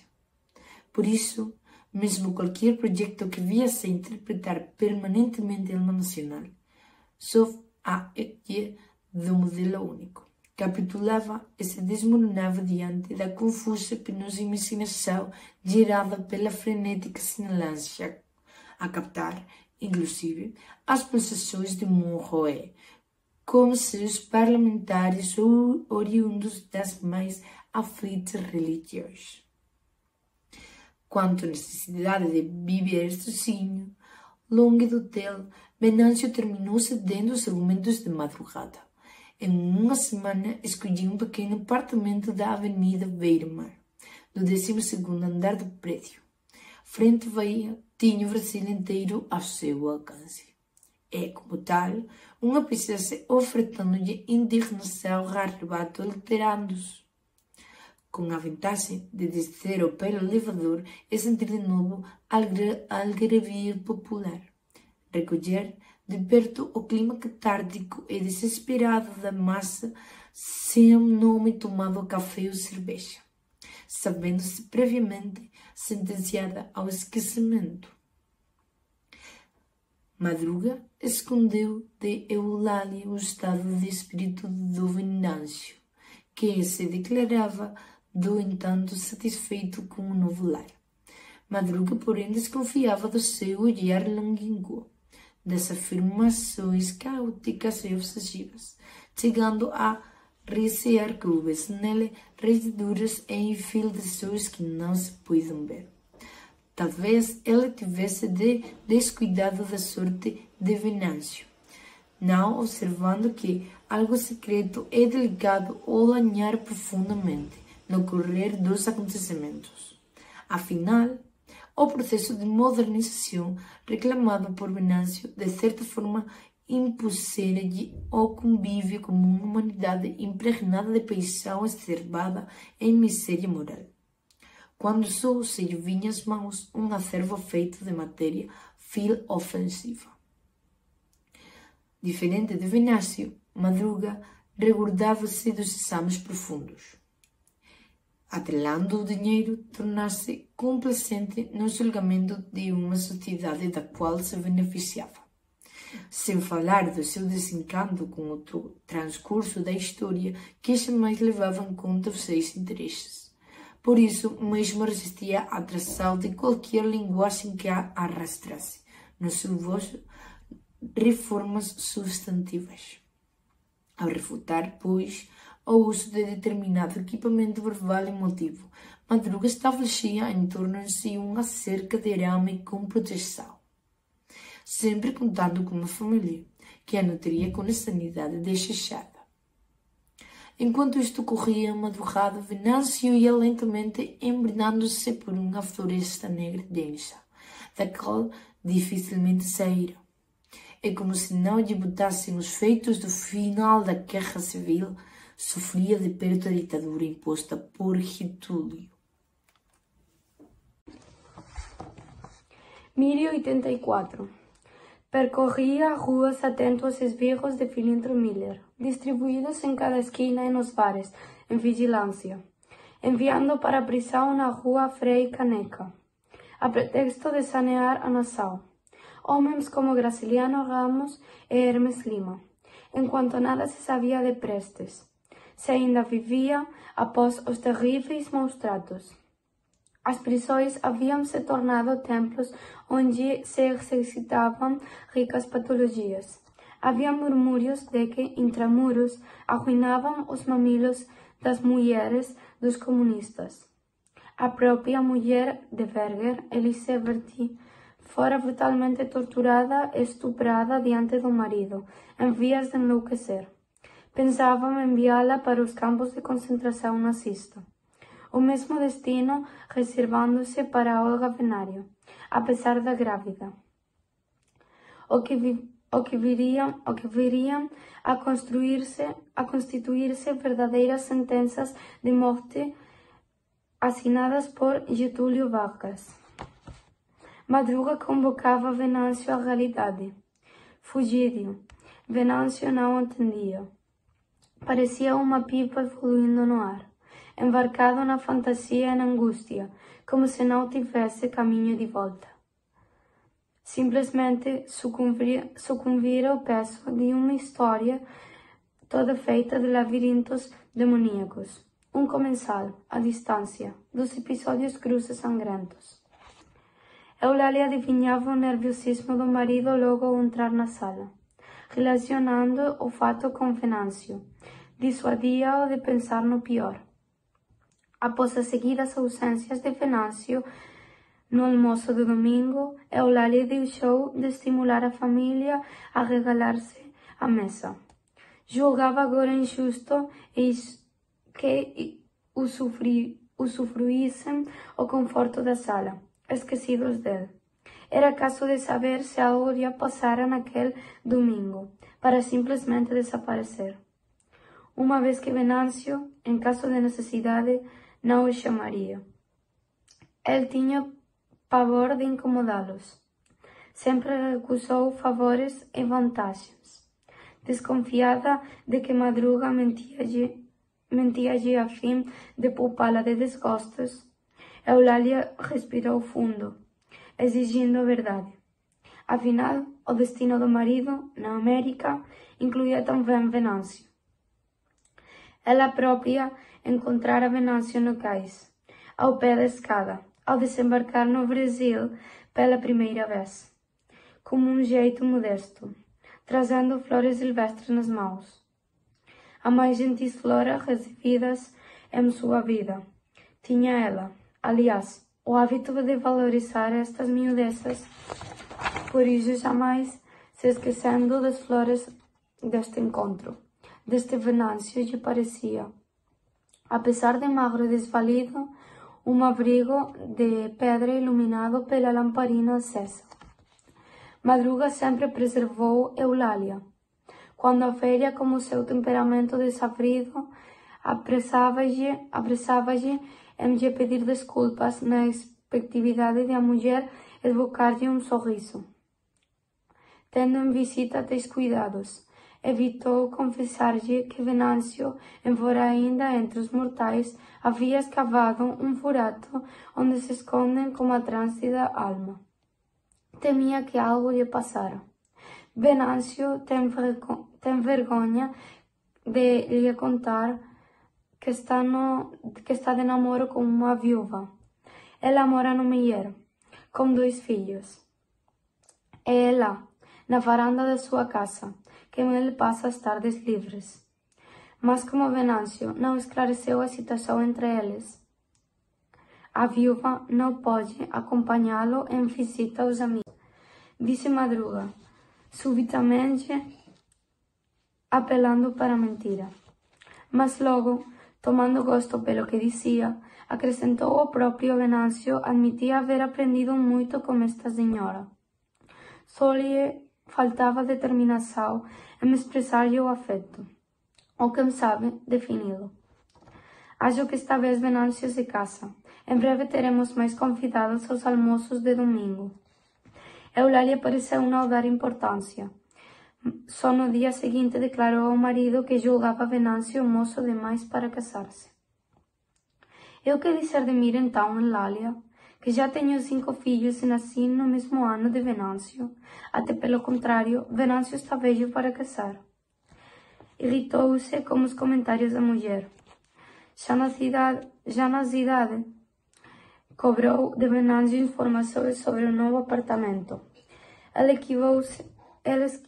esquivou-se às descrições, tampouco convidando-o para conhecê-lo, editando apenas que era vizinho de Manuel Bandeira, a quem já vira passear pelo quarteirão, de aros escuros, os olhos inquietos, um mar travesso.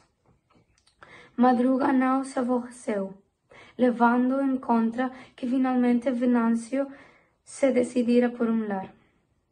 Como prova de sua melhora, só lhe faltava agora uma mulher para aquecer-lhe a cama e a comida. Com tais providências, logo se dissipariam as sombrias evocações espanholas, voltando Venâncio a exaltar-se como o mundo da imaginação de que sempre falava como o produto superior da humanidade. Venâncio prometeu-lhe comparecer naquele domingo. Madruga iria celebrar o encontro com um tinto especial. Advertida da visita, Eulália encomendou o cozido. No sábado, o bilhete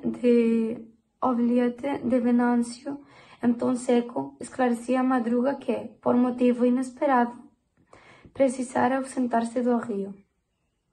Sugeria-lhe que descontasse os dias de ausência do salário. Madruga reagiu à descortesia.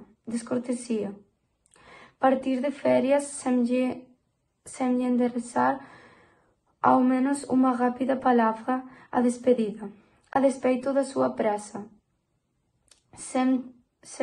Ben teria podido vir a seu encontro para abraçá-lo e, de passagem, pedir-lhe emprestado um lenço com monograma indispensáveis ao enjoval de viagem. No hotel investigou sobre o ocurrido. Ningún funcionario soubo esclarecer o paradeiro de Venancio. Apenas o viran saír á tarde, após o expediente, co ollar furtivo coñecido de todos. En frente á portaría, porén, pedira ao garzón unha mazá xeada, comida ali mesmo. Antes reclamado do feito de que o frío da froita, alén de ferirlle os dentes, empobrecía o paladar. O xerente, en particular, tiña fe en que unha muller loura, en permanente vixilia na esquina do hotel, levárao para Cordeiro, no interior do estado, onde nacera. Non sendo posible a Venancio resistir a tal asedio. E que muller é esta que nunca vin por aquí? Madruga gritou nervoso, desconfiado de unha aventura perigosa. Ocorreuselle ir á Biblioteca Nacional en busca de pistas. Descubrir, por exemplo, que libros Venancio viña lendo últimamente. Foi informado de que o español, asiduo frecuentador, non arredara pé aínda da historia brasileira nos últimos anos, pola cal parecía demostrar paixón. En especial relera, naquela semana, os discursos de Bernardo Pereira de Vasconcellos, demostrando coñecelos de cor. Mais aliviado, Madruga pasou a dubidar da muller de Cordeiro, mais, para xustificar a súa ausencia diante de Eulalia, novamente trouxo a baila a viúva. Un caso tornándose serio en cada día, co agravante a hora de demostrar ela comprender o canto a alma de Venancio ansiaba por voar. Por iso, aprendido a lanzalo sen o uso da forza, facendo pousar dozamente no terreo de Meyer, onde pretendía construir o seu lar. Será que Venancio abandonounos de vez, dixo Eulalia con tristeza. Madruga sentiuse enredado nunha novela de última clase. Millor tivese Venancio fuxido cunha loura, dando así a razón ao xerente do hotel. O certo é que a descripción de Venancio xamás lle cedeu calquera fiestra por onde se entrivese a súa intimidade sexual. Negábase a verbalizar a índole dos seus sentimentos. Sentiu a súa ausencia.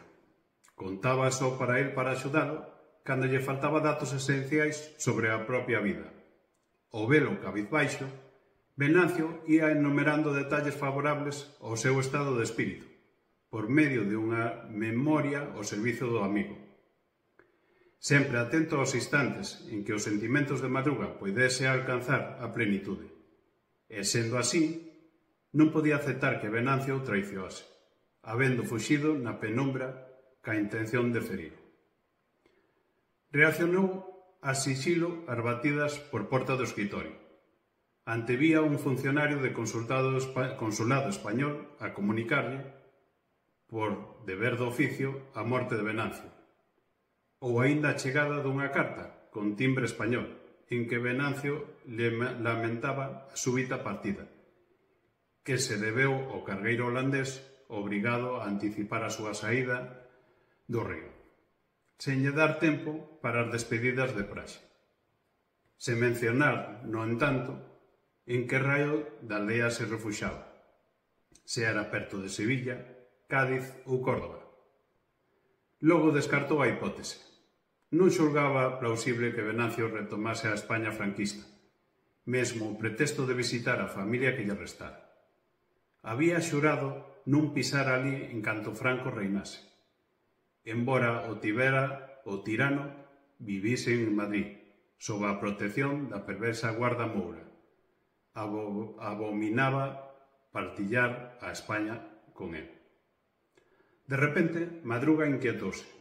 Acaso conseguirá Venancio superar nestes empecillos de orde moral e política só para trancarse na biblioteca de Sevilla e compulsar aqueles libros que describían unha América xa moito soñada antes da mesmo descoberta? Unha semana despois, Venancio apareceu, con bo aspecto e traxe coidado, coa pel lixeramente bronceada, típico de montaña. E, contrario aos seus longos silencios, relatou a viaxe que lle fornecera pródigos detalles dun país carente de rexistros. E certamente influizado polos viaxes estranxeiros do pasado, Venancio abordaba o Brasil visto por unha lupa perplexa, razón de ampliar, por vicio, aqueles detalles que o brasileiro común tería desprezado. Volta e media realzaba que o mito do paraíso terreal, de feito, surxira no Brasil, isto se debendo á súa naturaleza excedente e cromática, que faría mesmo o ollar. Madruga estrenou tanta exuberancia e que, por solidaridade con aquela civilización inédita, Venancio procúrase expurgar de si mesmo, en meio a vómitos verbais, sen os últimos trazos europeos. En canto consultaba insistente o reloxo, como se o fosen chamar. Tranquilo co retorno de Venancio, madruga e fastidiouse diante do longo relatorio. A través do cal Venancio inventaba un país en perfeito acordo ca súa utopía.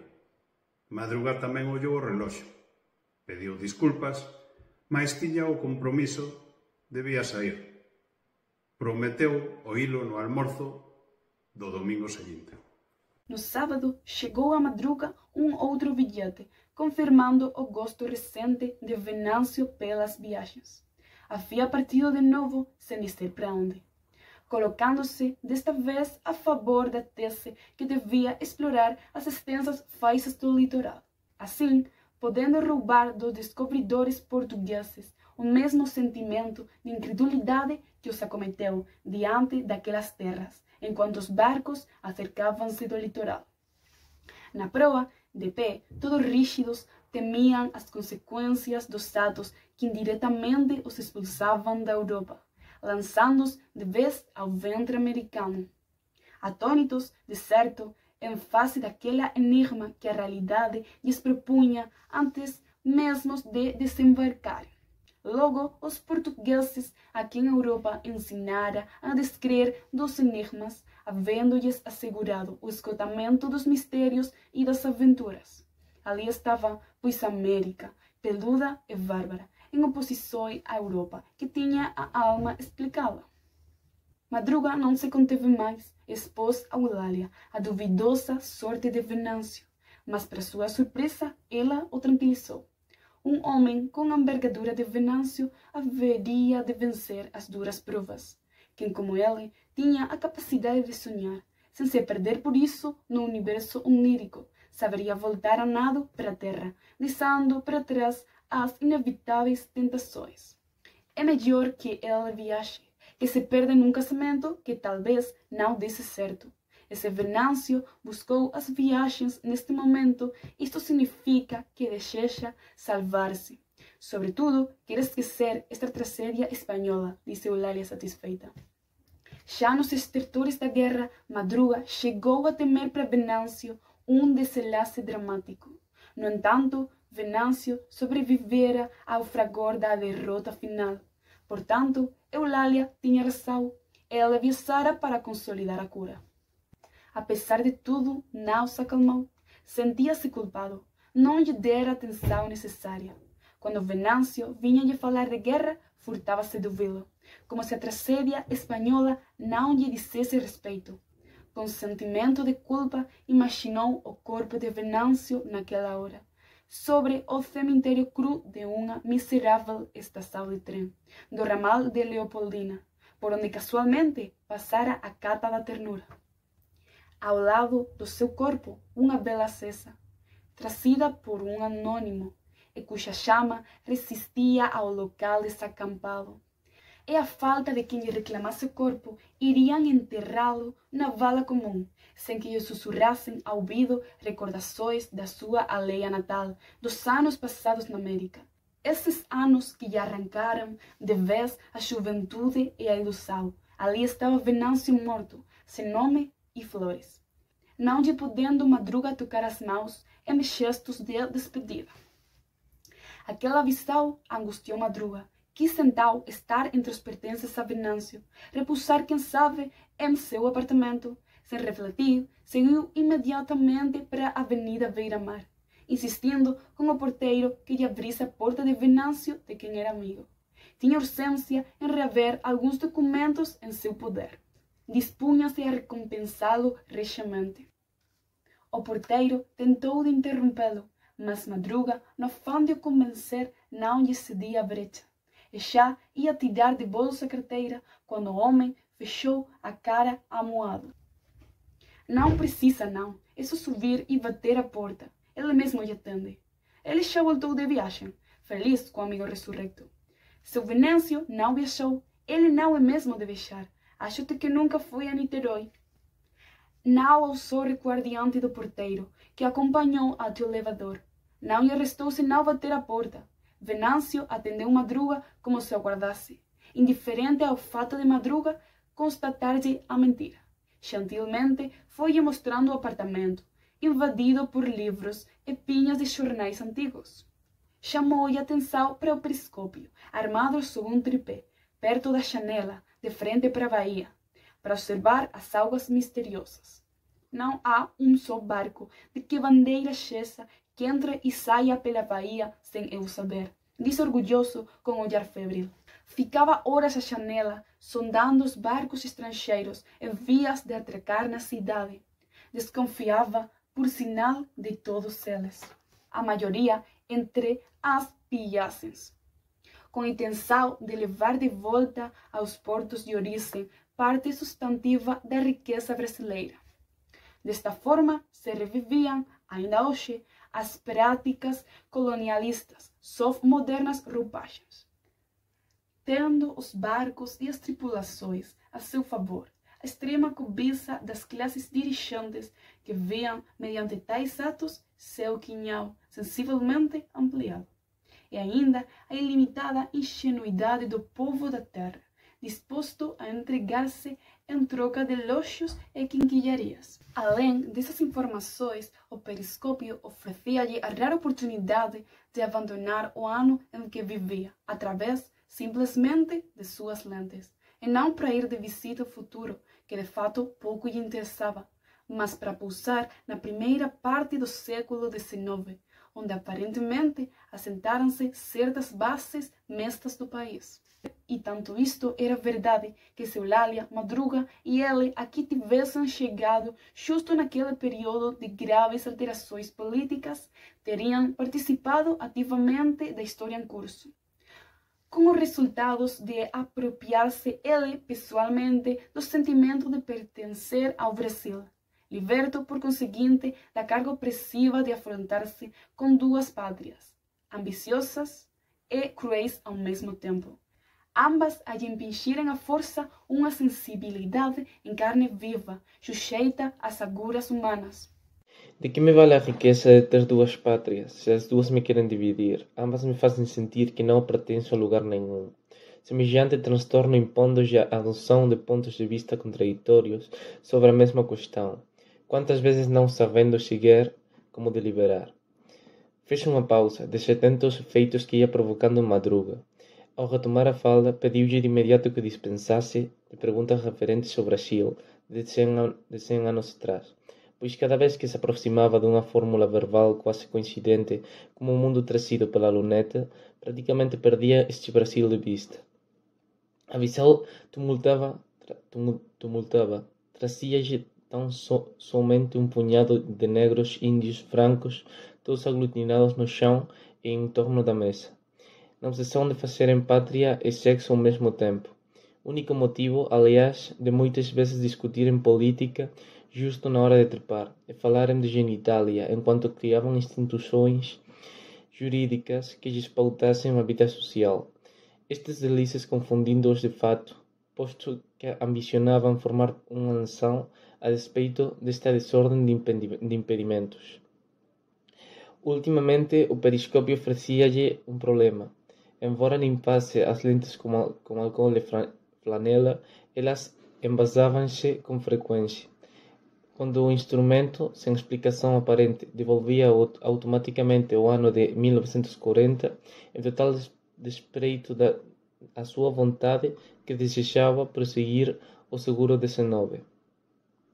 Un incidente que logo se tornaba motivo de transtorno. Unha vez que se sentía repartido, partes esenciais súas en França discordían entre si. Experimenta o telescopio, dise Venancio, enquanto mantiña preso a janela, sen madrugar a usar ou desobedecer. Desconfío que ele avanza e recúa no tempo de acordo con a índole de cada un. No seu caso, a luneta vai remetelo para o futuro. O que será unha pena, madruga. Acho que lle falta o trágico pendor de se perder no pasado. Os ollos de Venancio, pequenas crateras acesas, abríanse e fechábanse veloces, expulsando sinais incomprensíveis, e da súa boca escorría un fío de baba sen ele haber notado. Madruga asustou-se, sen saber como agir, como se ali estivese Eulalia e o avô Jean. Amava-os a todos. Comovido, desdobrou o lenço, com extremo cuidado, foi limpando os cantos dos seus lábios. Venancio não se mexeu. Aprovava-lhe o gesto. Parecia um náufrago cujas pernas enlaçadas no sargaço dos eventos históricos o levavam para o fundo do mar. De repente, Venancio sacudiu-se num tremor, desfazendo-se daquela garra próxima ao rosto. Madruga escolheu-se na poltrona, fingindo apreciar a sala amontoada de objetos inexpressivos. Sobre a cômoda havia 3 corujas de vidro. Venancio aproximou-se constrangido e, num gesto rápido, tocou a mão do amigo, em seguida afastando-se sem lhe dar tempo a retribuir. Ganhara uma cor marmórea. O que passa, Madruga? O que está sentindo? Disse Venancio, interpretando os papéis, as palavras escondidas como se as picasse a garganta. Madruga teve medo, sentiu-se incapaz de salvar um amigo. A solidão de Venancio tornava o único passageiro de um barco captado pelas lentes envasadas da sua luneta. Sem dúvida, Venancio capitulara ante os avanços dos barcos, entre os quais incluiu-se. Talvez a dor em excesso terminava por lhe consumir o frágil tecido da sua imaginação, esgarçada agora em equilíbrio ao rumo. Aflito, Madruga ensaiou falar. Precisava enfrentar aquela situação. Você não está bem, Venancio. Precisa de descanso. É um médico que cuide de você. Quem sabe não lhe faria bem para ir à Beneficência Espanhola, de quem somos sócios, disse cauteloso. A ternura inicial da Madruga dera lugar a um tom afirmativo. Madruga fortalecia-se nos momentos de decisão. Sentiu-se agora tranquilo. Venha lá um abraço, Venancio. Vamos selar este encontro. Venancio recuou, em defesa do seu território ameaçado. Não deixarei o meu posto de observação. Isto é o que querem os inimigos do Brasil e os meus inimigos, que eu deixe de vigiá-los. A cara ensimesmada de Venancio examinava Madruga, acusando-o de traição. Um adversário a serviço de interesses estrangeiros. Por favor, me deixe agora sozinho. Tenho muito que pensar e fazer. Prometo visitá-los no próximo domingo. Madruga quis ainda convencê-lo na saída, mas Venancio enfrentou com o peito estufado. Madruga julgou prudente calar-se. Logo, porém, o rosto de Venancio cobriu-se de sombras.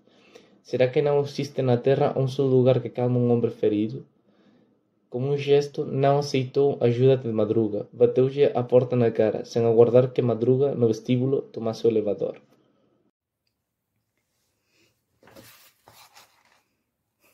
No domingo, Madruga amanheceu nervoso. Arrependíase de non ter cancelado o convite feito a Venancio. Desta forma, arriscábase a expor Eulalia a revelación do real estado do amigo. No entanto, Eulalia movíase feliz pela casa, seguida de Odete. Ambas ultimaban os detalles do almozo. E cando soou a campaíña, Eulalia fez questão de abrir a porta.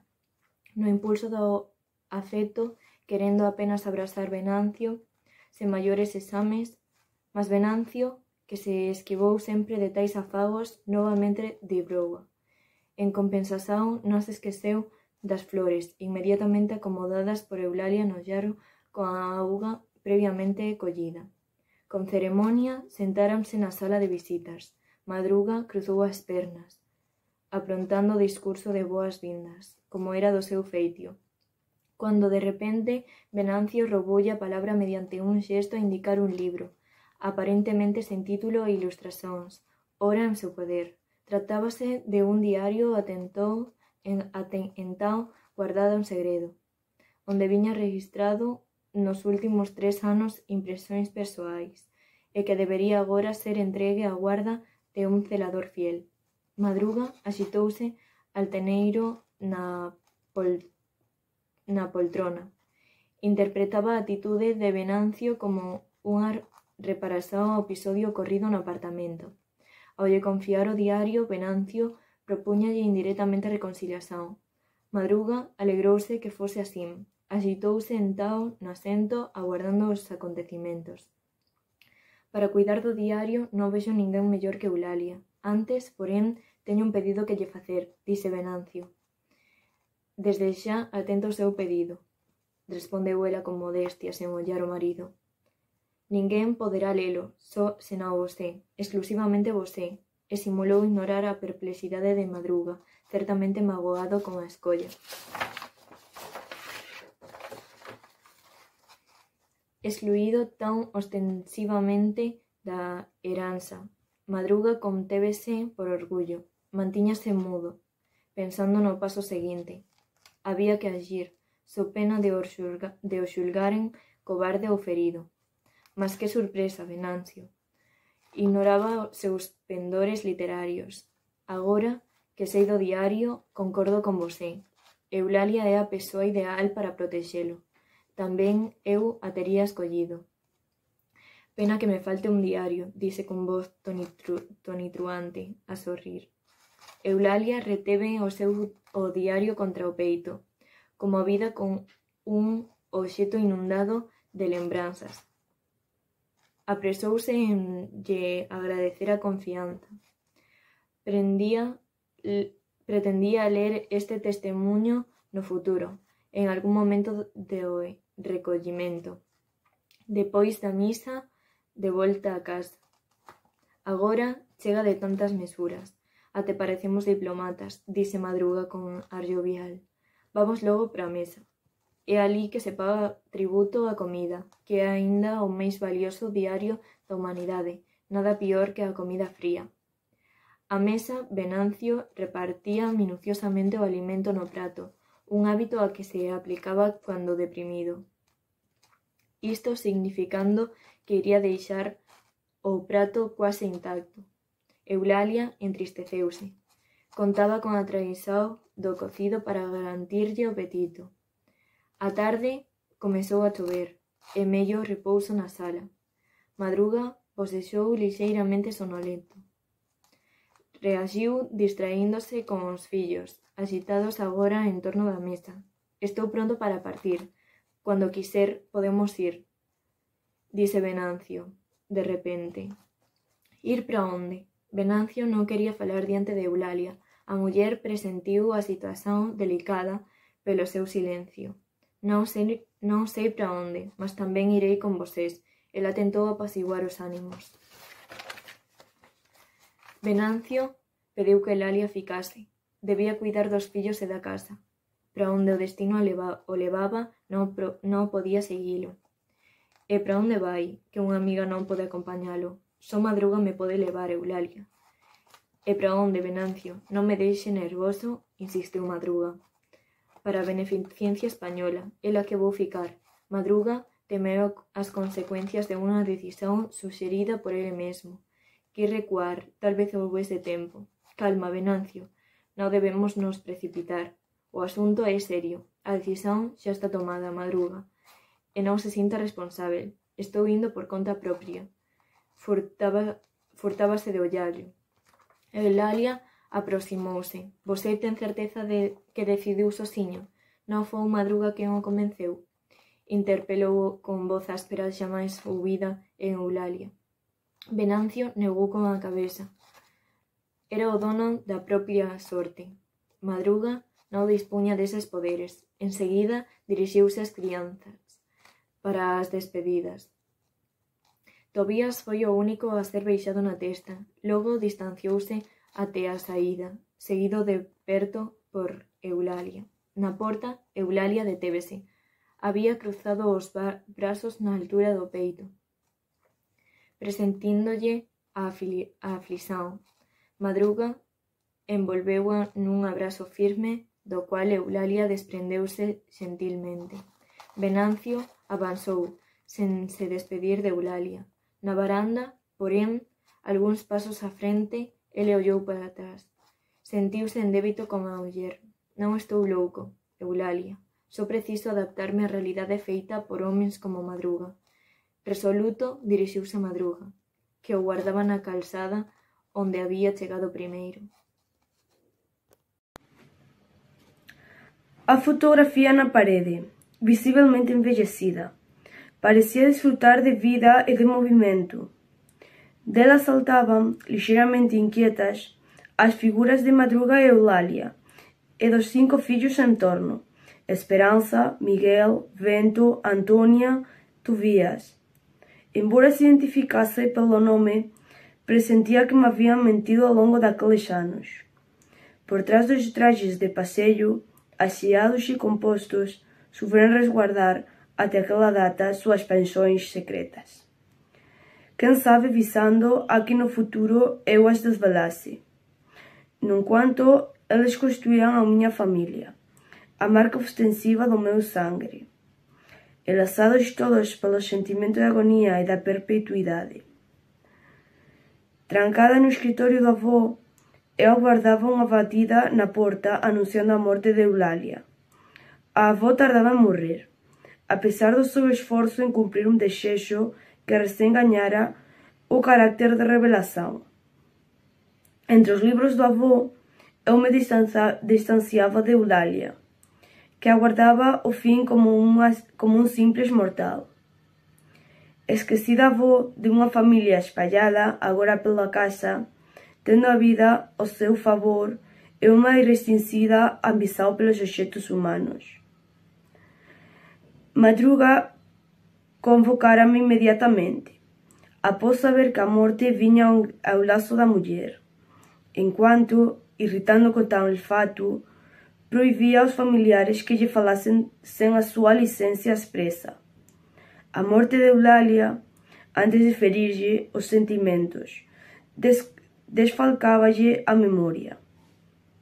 A seu lado, enquanto iam todos chegando, eu observava os acontecimentos gerados pela lenta agonia da avó. Não havia que não se empenhasse, entre prantos e gestos febres, em debachar os últimos instantes daquela mulher que regara plantas e afetos com profunda moderação.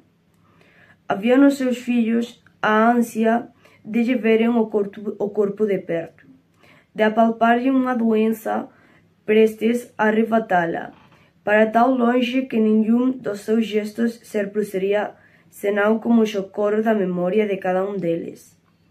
Uma memória empenhada, por sua vez, em borrar as imagens da mão.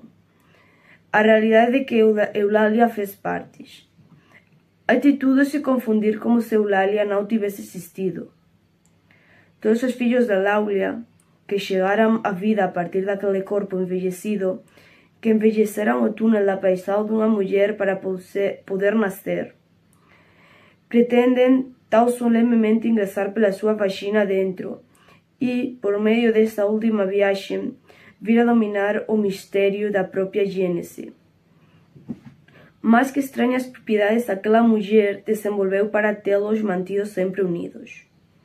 De que modo juntara, com os dedos as fibras do coração, esses cascos de vidro que se rejeitavam entre si, para formar uma vitral que revelaria a eles próprios. Como uma tesoura, certamente. Eulália poderá-lhes os excessos de amor e de ódio. Poderá-lhes igualmente as palavras de rancor, escolhendo seus restos dentro do armário.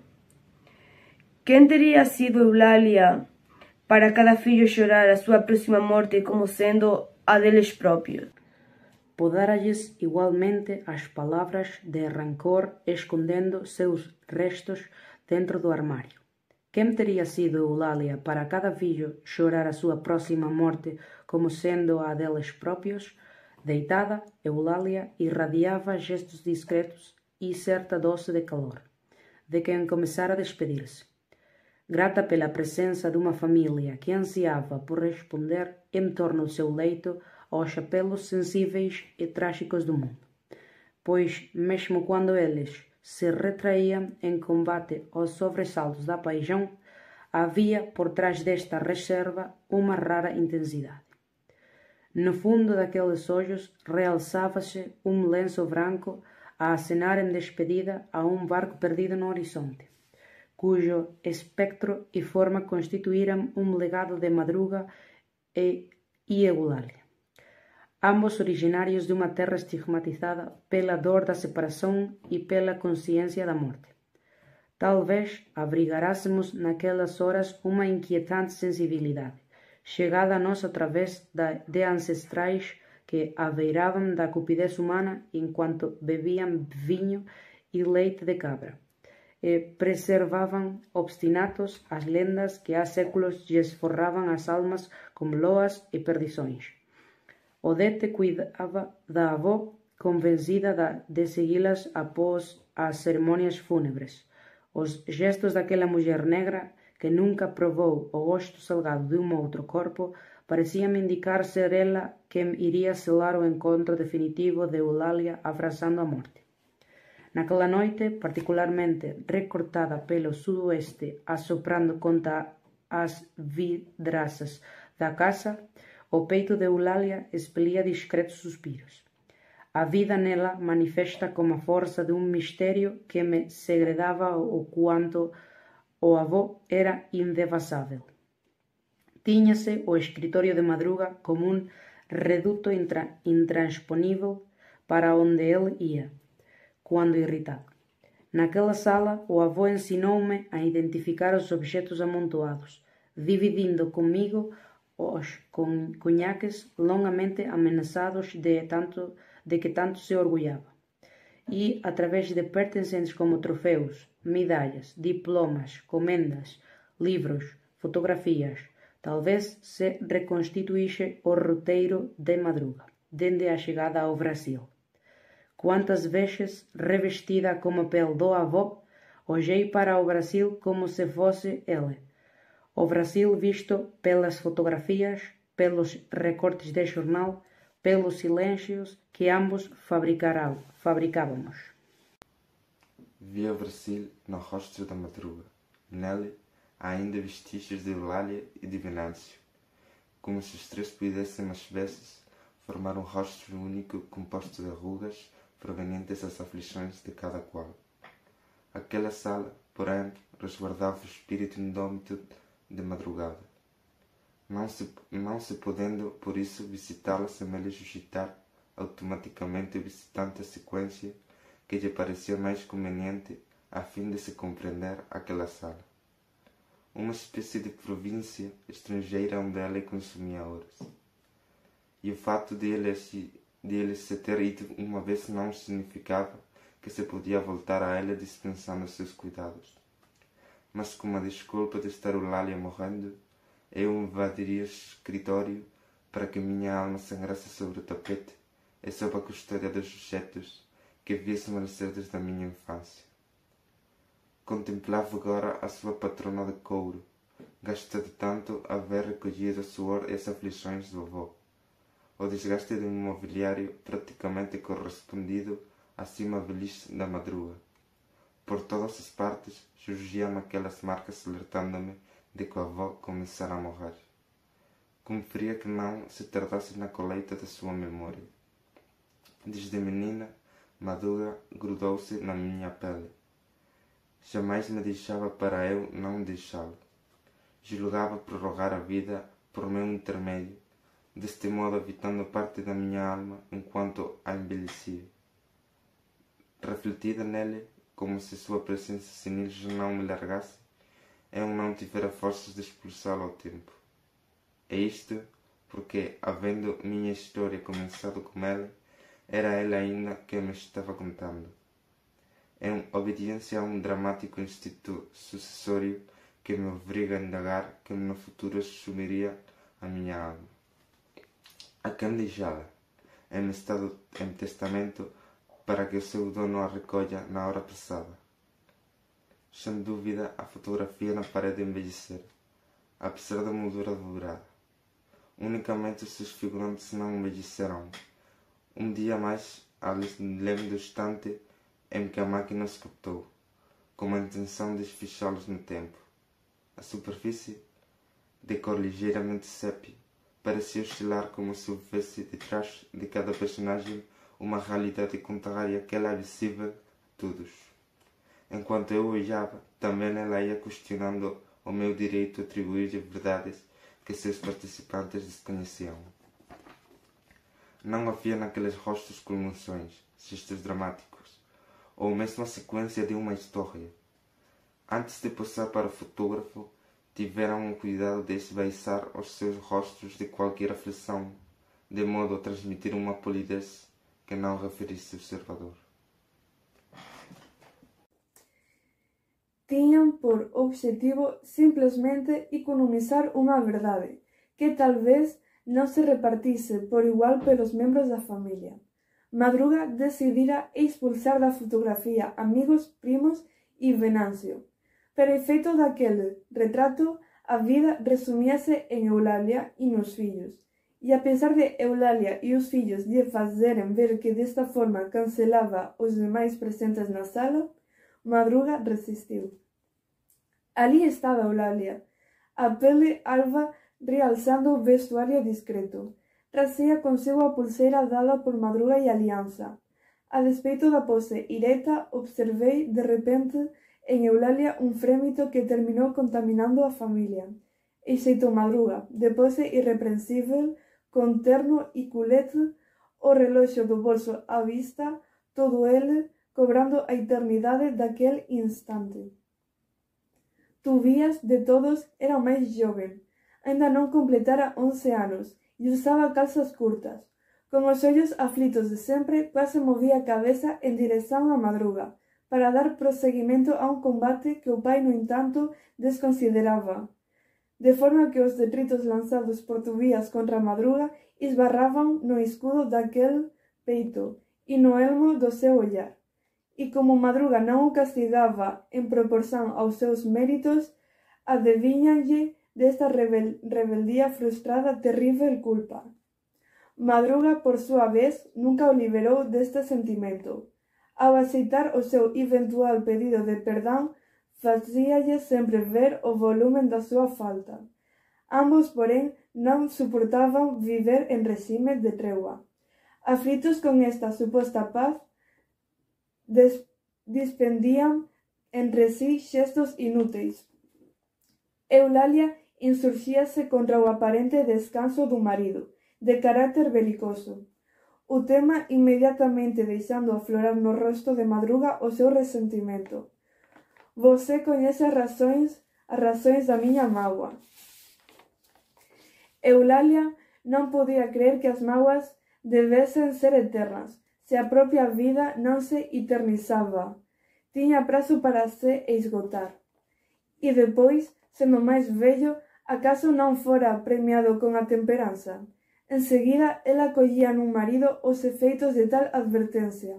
Mas, diante da sua atitude insensível, ela afastava-se sem ruídos. Desta forma, acentuando-se a sua triste compreensão quando os sentimentos em conflito, que não tendo onde se esconder, senão no coração, um terreno por si minado por contraditórias versões, ali estabeleciam a discórdia e a paixão. Assim, as divergências entre pai e filho, dentro do quadro desta realidade, talvez cedessem unicamente com a morte dos dois. fía no Brasil o rostro de Madruga, e nele aínda vestigios de Eulalia e de Venancio, como se os tres puidesen ás veces formar un rostro único, composto de rugas provenientes das aflições de cada cual. Aquela sala, porén, resguardaba o espírito indómito de Madruga, non se podendo por iso visitala sen ele suscitar automáticamente o visitante a secuencia que lle parecía máis conveniente, a fin de se compreender aquela sala, unha especie de provincia estrangeira onde ele consumía horas. E o fato de ali se ter ido unha vez non significaba que se podía voltar a ela dispensando os seus cuidados.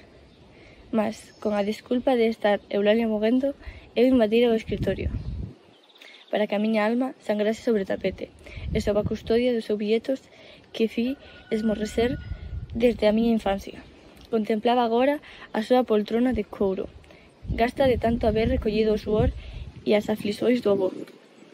O desgaste do mobiliario prácticamente correspondendo, así, a vellice de Madruga. Por todas as partes surgían aquelas marcas alternándome de que o avó comezara a morrer. Cumpría que non se tardase na coleta da súa memoria. Desde menina, Madruga guardouse en miña pele. Jamais me deixaba para eu non deixalo. Xulgaba prorrogar a vida por meu intermedio, deste modo habitando parte da miña alma enquanto envellecía. Reflectida nele como se a súa presenza senil xa non me largase. Eu non tivera forzas de expulsalo a tempo. E isto porque, habendo miña historia comezado con ele, era ele aínda que me estaba contando. En obediencia a un dramático instinto sucesorio que me obrigaba a indagar que no futuro asumira a miña alma, a quen deixala en testamento para que o seu dono a recolla na hora aprazada. Sen dúbida, a fotografía na parede envellecera, a pesar da moldura dourada. Únicamente os seus figurantes non envelleceran un día máis alén do instante en que a máquina os captou, como intención de fixalos no tempo. A superficie, de cor ligeiramente sepia, parecía oscilar como se houbese atrás de cada personaxe unha realidade contraria àquela visível a todos. En cuanto eu a ollaba, tamén ia cuestionando o meu direito de atribuirlle verdades que seus participantes descoñecían. Non había naqueles rostros convulsores, gestos dramáticos, ou mesmo a secuencia dunha historia. Antes de posar para o fotógrafo, tiveran o cuidado de espaciar os seus rostros de cualquier aflición, de modo a transmitir unha polidez que non ferise ao observador. Tiñan por obxectivo simplesmente economizar unha verdade, que tal vez non se repartise por igual pelos membros da familia. Madruga decidira expulsar da fotografía amigos, primos e Venancio. Para efeito daquele retrato, a vida resumía en Eulalia e nos fillos. E, a pesar de Eulalia e os fillos lle faceren ver que desta forma cancelaba os demais presentes na sala, Madruga resistiu.